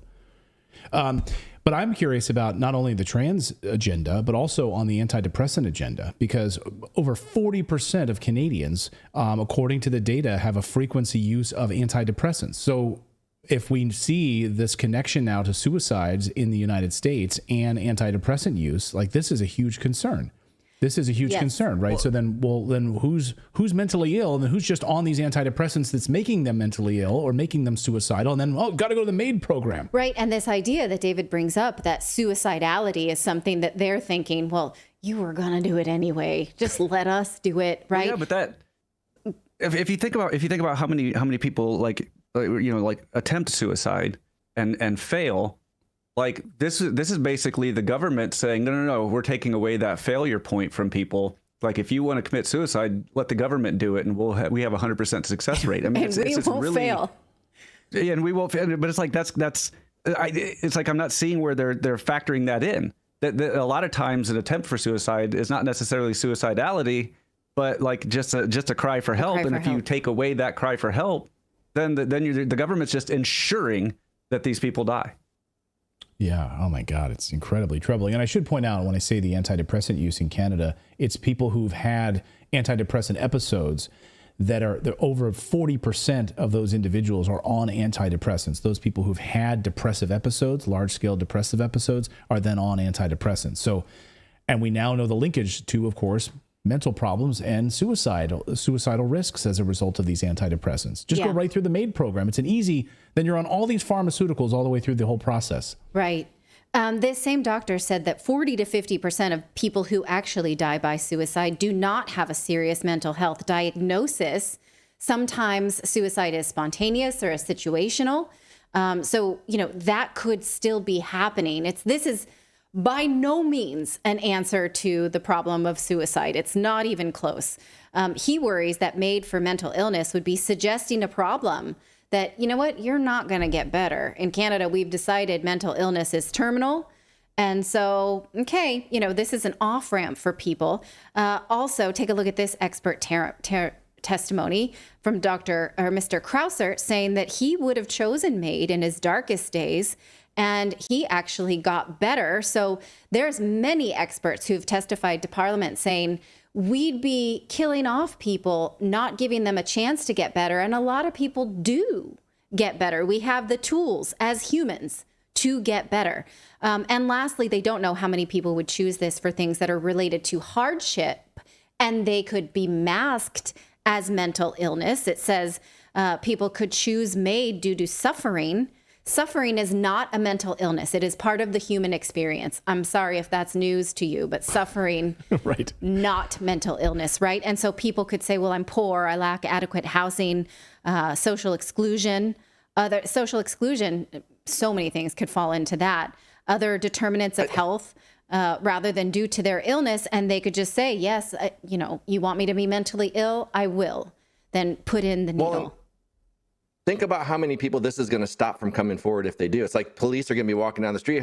Hey, how you doing today? Oh, I'm not unhappy. That's for sure. I am not depressed. I am perfectly sane and happy. I'm so happy. Did I not have a smile on my face?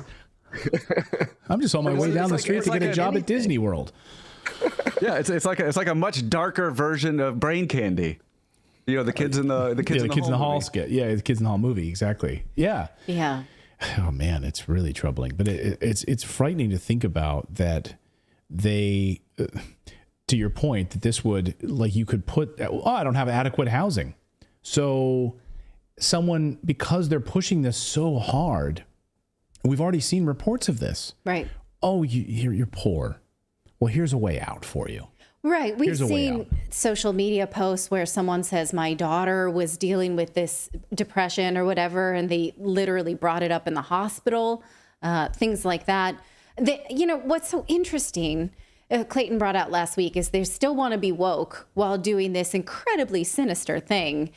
Something that they said they still need to do as part of their panels, they didn't do it in the last 3 years, but they think they might get to it now, is consult with Indigenous peoples in Canada, because they have what they call, take a look, unique perspectives on death, which need to be considered. So do Christians, so do Muslims. The Bible definitely does not give you the right to take your own life. I've studied it enough to know that. So why does only one culture get to be consulted about this, but not others? Anybody? I don't know. Again, it's the wokeness, right? It's woke policies, right? It's you don't matter. Like if you're Christian, you don't matter. Right. You don't if matter. You're not Indigenous, doesn't matter what you think. You can say this offends my spirituality, but you're not Indigenous, so your spirituality is really not important or interesting. Yeah. I mean, this is what we're seeing in the United States, right? This is absolutely the case. Someone in the chat room just says yes from Canada, and this is true.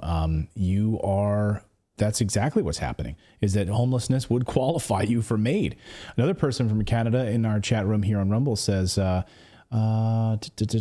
that they're calling Indigenous people. They're trying to get rid of the Indigenous people in Canada by calling them.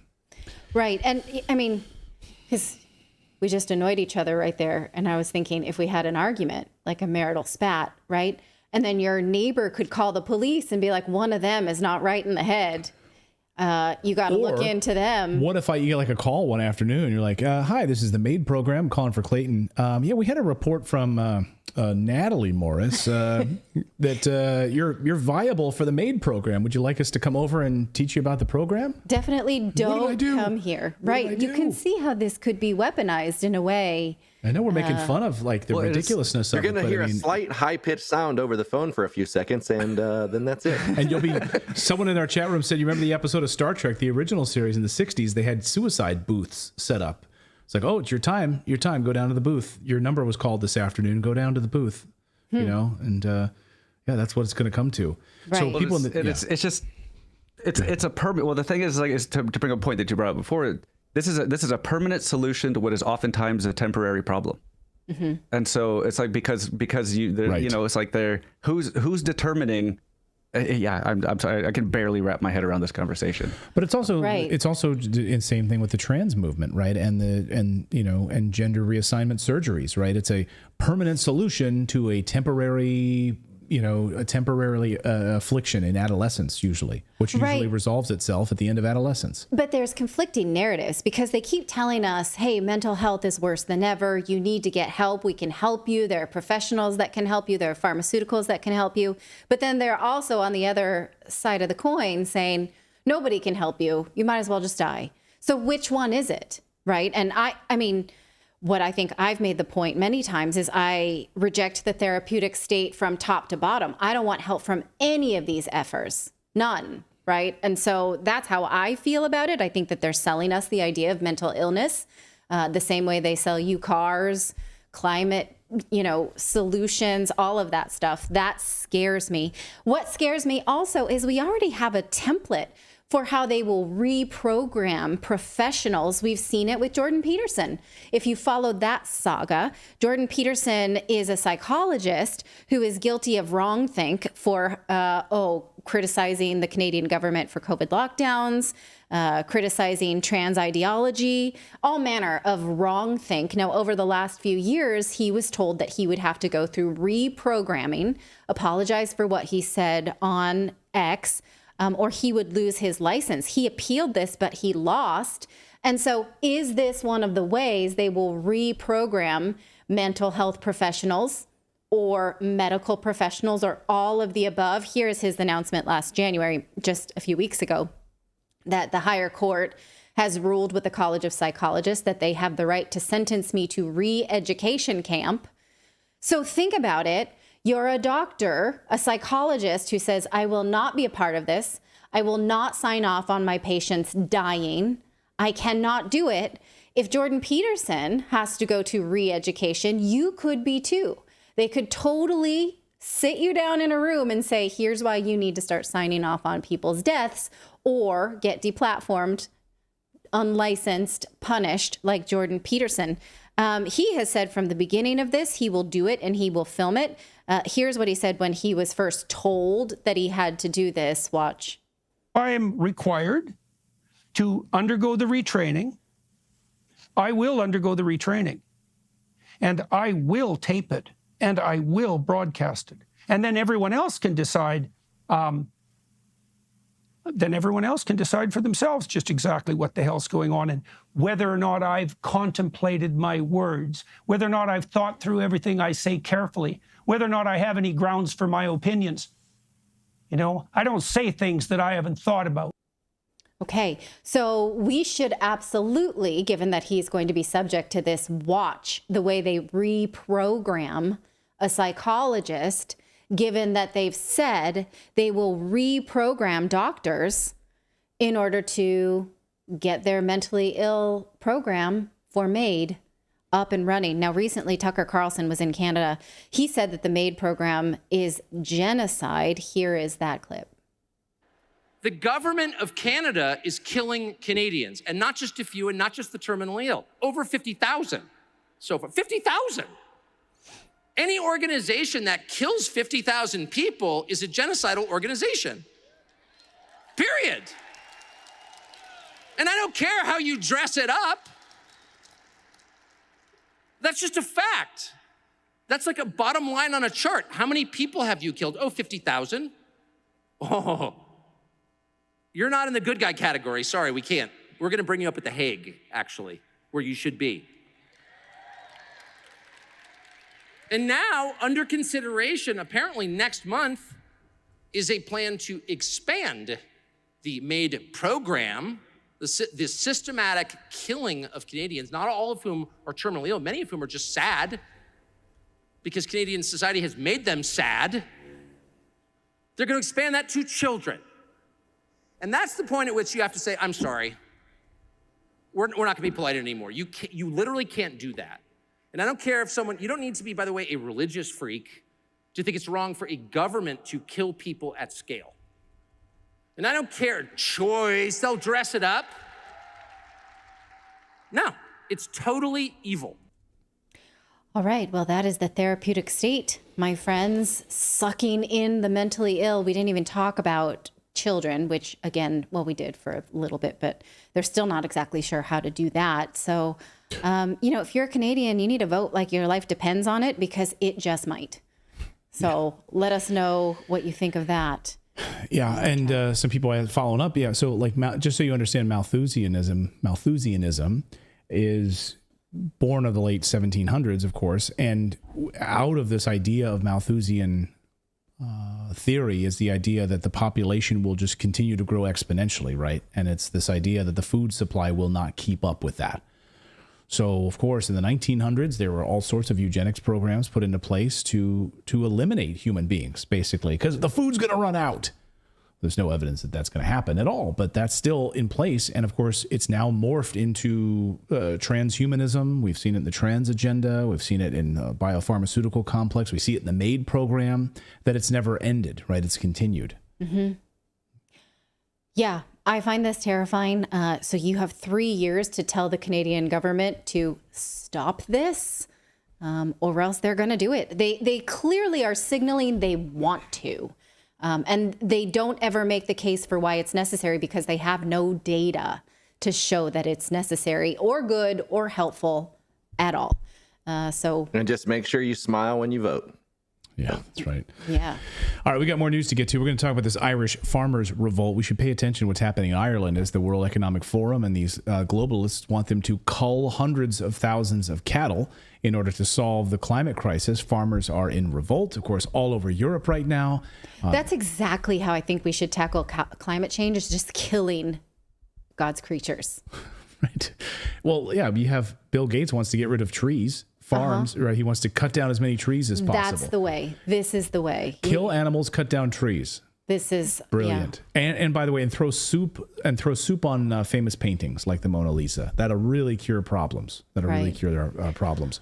Well, we're going to get to that in a second, but first we're going to tell you about our friends over at Genucel, because whether you have 3 minutes in the morning or 30 minutes, you can keep your face wrinkle-free with the Gen 90. That's the new instant wrinkle treatment from Genucel. It's the perfect Valentine's Day gift for your Valentine if they are into that kind of thing. Maybe no unsolicited honey. Gifts like that. If they are already into this, fantastic gift. Yes. Well, you and my daughter, you like love face creams. You and Ava do like your little spa. Oh, yes. For someone like me, my nephew said to my daughter, "Did you want all those lotions for your birthday? Because I'd be pretty upset." But he's 11. And she's like, "Yeah, I want that stuff." Absolutely, I do. So make sure that your recipient loves this kind of thing like I do. Gen 90 instantly reduces the appearance of wrinkles anywhere you use it, around the eyes, the forehead, laugh lines, even the chin. And it starts working in seconds. At least one thing you don't have to worry about: your skin and your confidence. Gen 90 technology is luxurious, nourishing, and silky smooth. And it starts working in seconds. You'll know with the tingle. There's a reason why Genucel has 400% the customer loyalty of other skincare brands.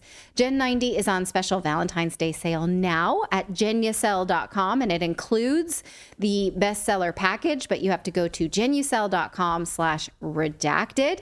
And for Valentine's Day, order Gen 90 with every most popular package, over 70% off. Also, you get free shipping and a Valentine's Day spa box with every order. So again, you get free shipping on all orders. Genucel.com/redacted. One more time, that's Genucel.com/redacted. Farmer protests continue to roll throughout Europe. Now, Ireland and England have joined the fight. Those farmers, though, are no longer in the European Union. So what do they want? How can they express solidarity with European farmers while also protesting their own plights?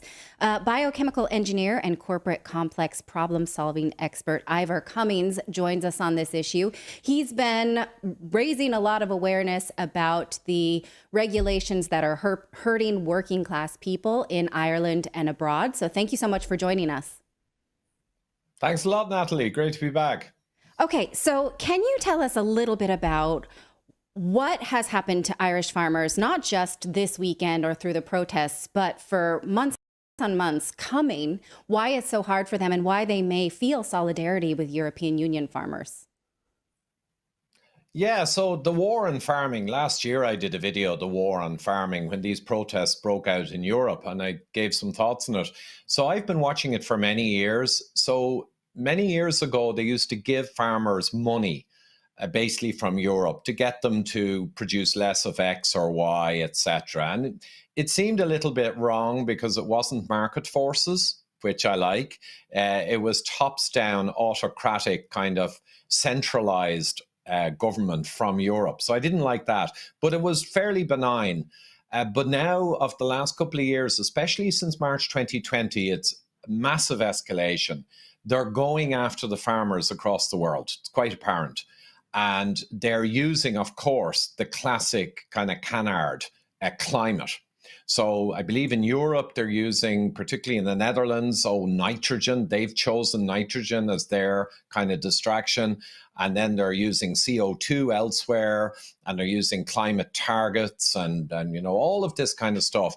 But it seems from the top, there's a relatively sudden interest in crushing farmers and in minimizing the production of real food locally and for local communities. So it seems very much, and I would guess, and it's almost certain, it's been identified now that as well as CBDCs for more control and COVID for vaccine passports and QR codes and all the other things we're well aware of, farming is seen as something to actually begin to minimize. And it's basically just helping them on a road to a more kind of 15-minute city type setup, which would be delightful. So let's move the masses into cities and departments. Let's have them tracked and traced, and let's feed them a pipeline of ultra-processed food from all our corporate buddies. And clearly, having lots of farmers locally producing real food, not processed junk, that doesn't really work with that agenda. So I think any listener can realize, that's the connection. Because of course, if you're promoting one thing, if you're smart, you always got to make sure you de-promote and remove the other options. And that's what we're seeing. Right. So last year, the Irish government announced that they would cull, which means slaughter, 200,000 dairy cows over the next 3 years. On what data? Why? Why would they do this? as always, built on nonsense. But they've got the nonsense written down, and it's got tags to the IPCC, or the climate change kind of panel in the UN.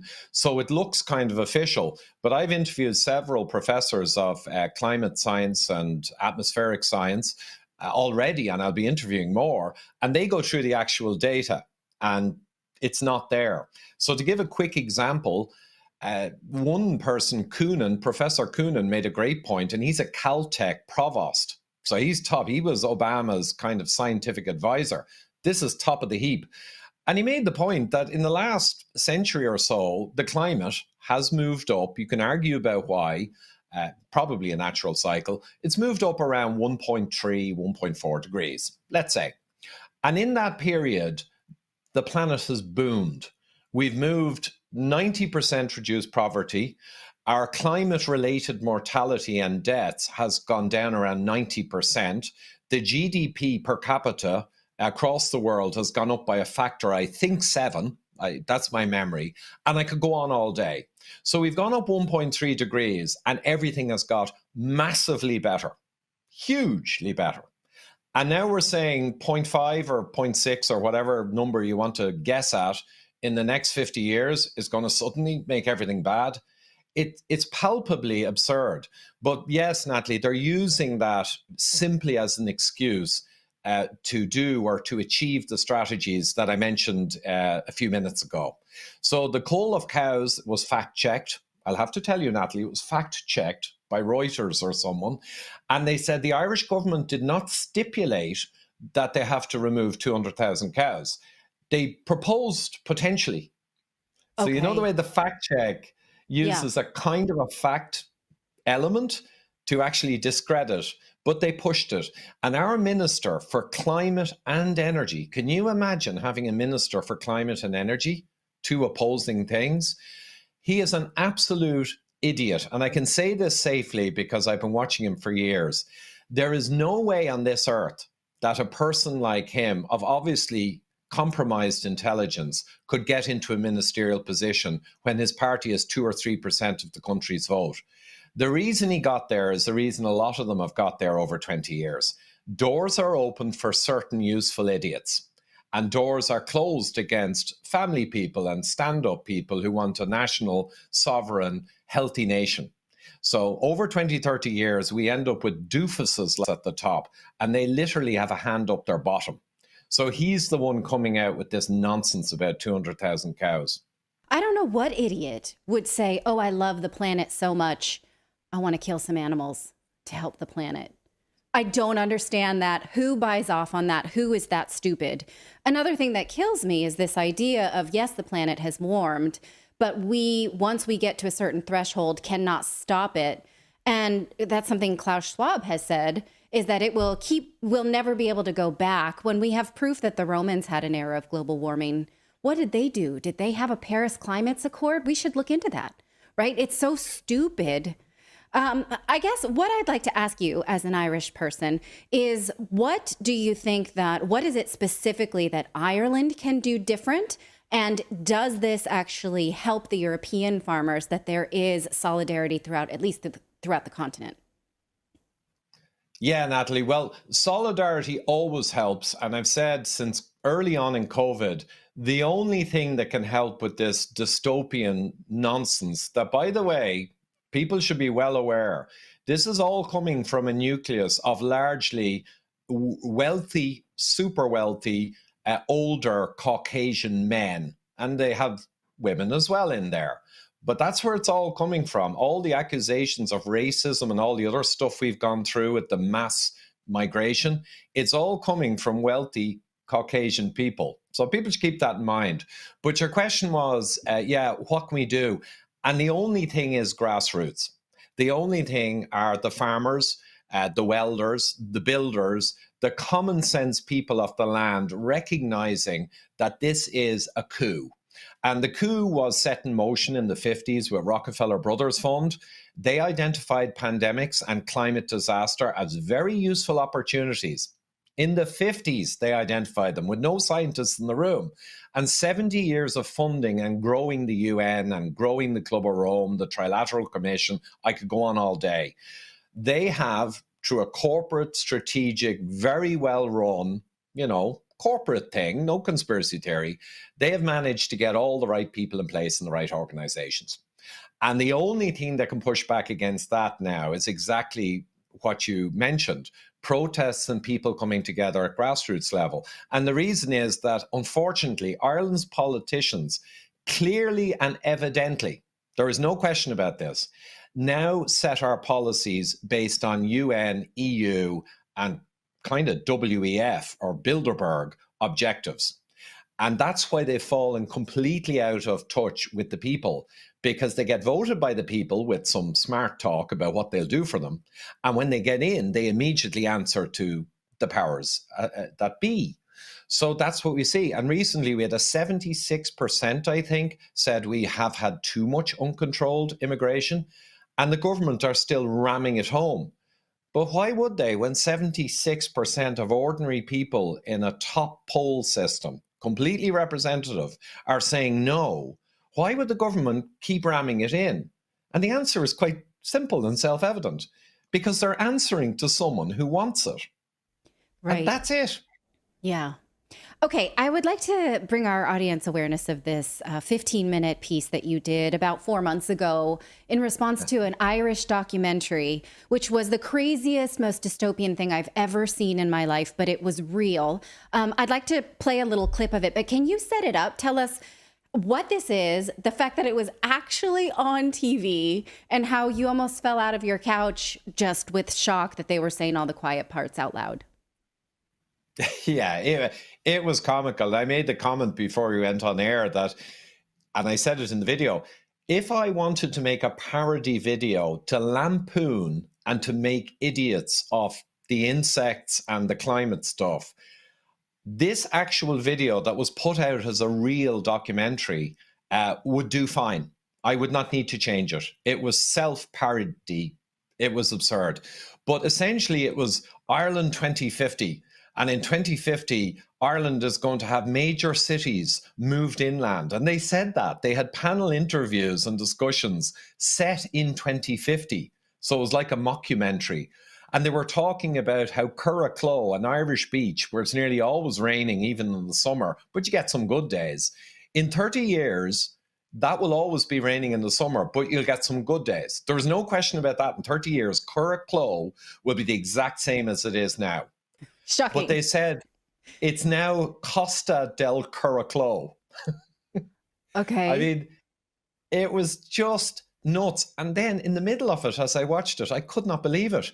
They had farmers who had no longer made milk because they said in 2050, back in 2030, they brought in a fake milk that was just as good as the real thing and it cost half the price. So we had to give up making milk. But sure, it's for the best. Some old actor playing a farmer. But then they brought the daughter in who was an engineer. And she looked like she needed to engineer her diet, to be quite honest, and the father. In fact, all the actors were dreadfully unhealthy looking. But anyway, and she goes into a barn and the door opens automatically. And what are they doing in the barn that she switched over her father's whole farm? They're doing insects. Oh, great. So if I had a globalist bingo card to tick off any or all of their utterly absurd nonsense, I would have had a full card at the end of this documentary. That's how much of a ridiculous parody it was. Will we soon see green helmets being sent in to enforce climate action? I'll have the news from New York as soon as it breaks. How exciting. Will we see UN green helmets going in to enforce climate action? Well, we'll see. Happy Friday, folks. A documentary just went out. I got to share it with you. It's a real doozy on my country's prime television channel on prime time. And it was incredible. I mean, if you ever needed evidentiary proof of the colossal scam that's going on at the moment, to see this documentary, fully funded, slick, high production values going out on the main television channel to condition and propagandize the people of the country. This is it. You will in 2050 be facing the green helmets of the UN coming in to enforce. You know, just a little bit of conditioning there. So bizarre, so sinister. Our climate has moved from being temperate. We now have the Costa de Curacao, for example, which is a huge tourist magnet. The Costa de Curacao. For people outside Ireland, Curacao is a beach that occasionally has sunny days in the summer. And in 30 years' time, right, it'll still occasionally have sunny days in the summer, mostly rain. It's not going to change in 20 or 30 years. We know that even from IPCC don't claim that, the official climate body. So this is utter propaganda, you know? Costa de Curacao. You couldn't make it up. But they made it up. Sadly, many people will actually watch this nonsense, not realise it's pure anti-scientific propaganda, and they'll actually swallow it up. And that's why it's important that we get the message out on disgraceful kind of propaganda productions like this, because we need to let people know you are being duped at a colossal scale. This is happening now. It's not just in the future, but if we look into 2075, what we're facing is terrifying. It means that children born today will be living in a society of sociological and ecological collapse. And really, the stakes couldn't be higher tonight. Cara, Harry, thank you so much. Cara, Harry, thank you so much for delivering such beautiful propaganda on behalf of our paymasters. All right, you can watch the whole 15-minute reaction to this utter nonsense on YouTube or X. Ivor tells me that it's been demonetized on YouTube. That is not surprising. We had at least 2 climate-related pieces last week demonetized or downranked because that's how it goes. So seek out freedom of speech platforms, everybody. Please. Now, this week, you're going to be busy going to Irish Parliament to speak about excess deaths. Can we just pivot quickly away from the pandemic or away from this these farmer revolts, and you tell us about that, and hopefully you can follow up later in the week, maybe if you're free. Yeah, sure, Natalie. So briefly, I'm going there really as press, so I'm not deeply connected to the people or connected at all, but I did get the heads up. There's going to be a couple of press conferences. And I think at midday, they have got an actual room in the Irish Parliament, the Dáil. Senator Keoghan, who's a fantastic lady, got them in. And sure enough, as soon as people got wind of this happening, 1 or 2 of Ireland's mainstream newspapers did hit pieces. What did they say? Yada, yada, yada. Far right, anti-vax. Always the same nonsense. But in any case, they're going in. I guess what will happen is like the English Parliament when Andrew Bridgen went in, a lot of MPs and TDs won't turn up, but we'll see. But the key thing is the press conferences, and I'm going to be really interested to see does any of the Irish press come and try and do a hit job, or will they just do what they did with me during COVID? They realize they can't interview me because I'm going to catch them out in every question, and they know it. So they just say, don't give them airtime. So I'm guessing they'll do the same with this. A few generic hit pieces with the trigger words far right, racist, and anti-vax, and then they'll walk away. But Andrew Bridgen's over. Christine Anderson, the member of European Parliament, yes. She's a fantastic lady, yeah. And I get to meet her for the first time. I met Andrew in Sweden and interviewed him already. And there's another doctor lady, and Tess Laurie, I think. She's great. I met her in Portugal. So they're bringing 4 solid as a rock people, and it's going to be great to interview them and do some vox pops and just be there during the day. Okay, well, we'll follow that. Thank you so much for coming on and speaking about this with Redacted. You can follow at Fat Emperor on X and also on YouTube as well. And we'll follow what you're up to for the rest of the week. Thank you so much. Thank you, Natalie. Bye now. That's going to do it for us at Redacted today. Hey, if you support your local farmers, and I know you do, you might want to check out our new Redacted t-shirt, No Farmers, No Food. We created this to support the movement because we support all working class people. We support all people. Definitely all people. We also like food. We like the idea of survival. So if you support your local farmers, check out the Redacted store. You can find it at redactedstore.com, along with our other merchandise. And again, this very masculine shirt. You can wear it if you're not masculine too. All good. If you wear it in a feminine way, I want to see it. Send us your pictures. If you wear it in any way, wear it however you want. Check out our other stuff also, redactedstore.com. We'll see you here tomorrow, everyone. Thank you so much. Good night.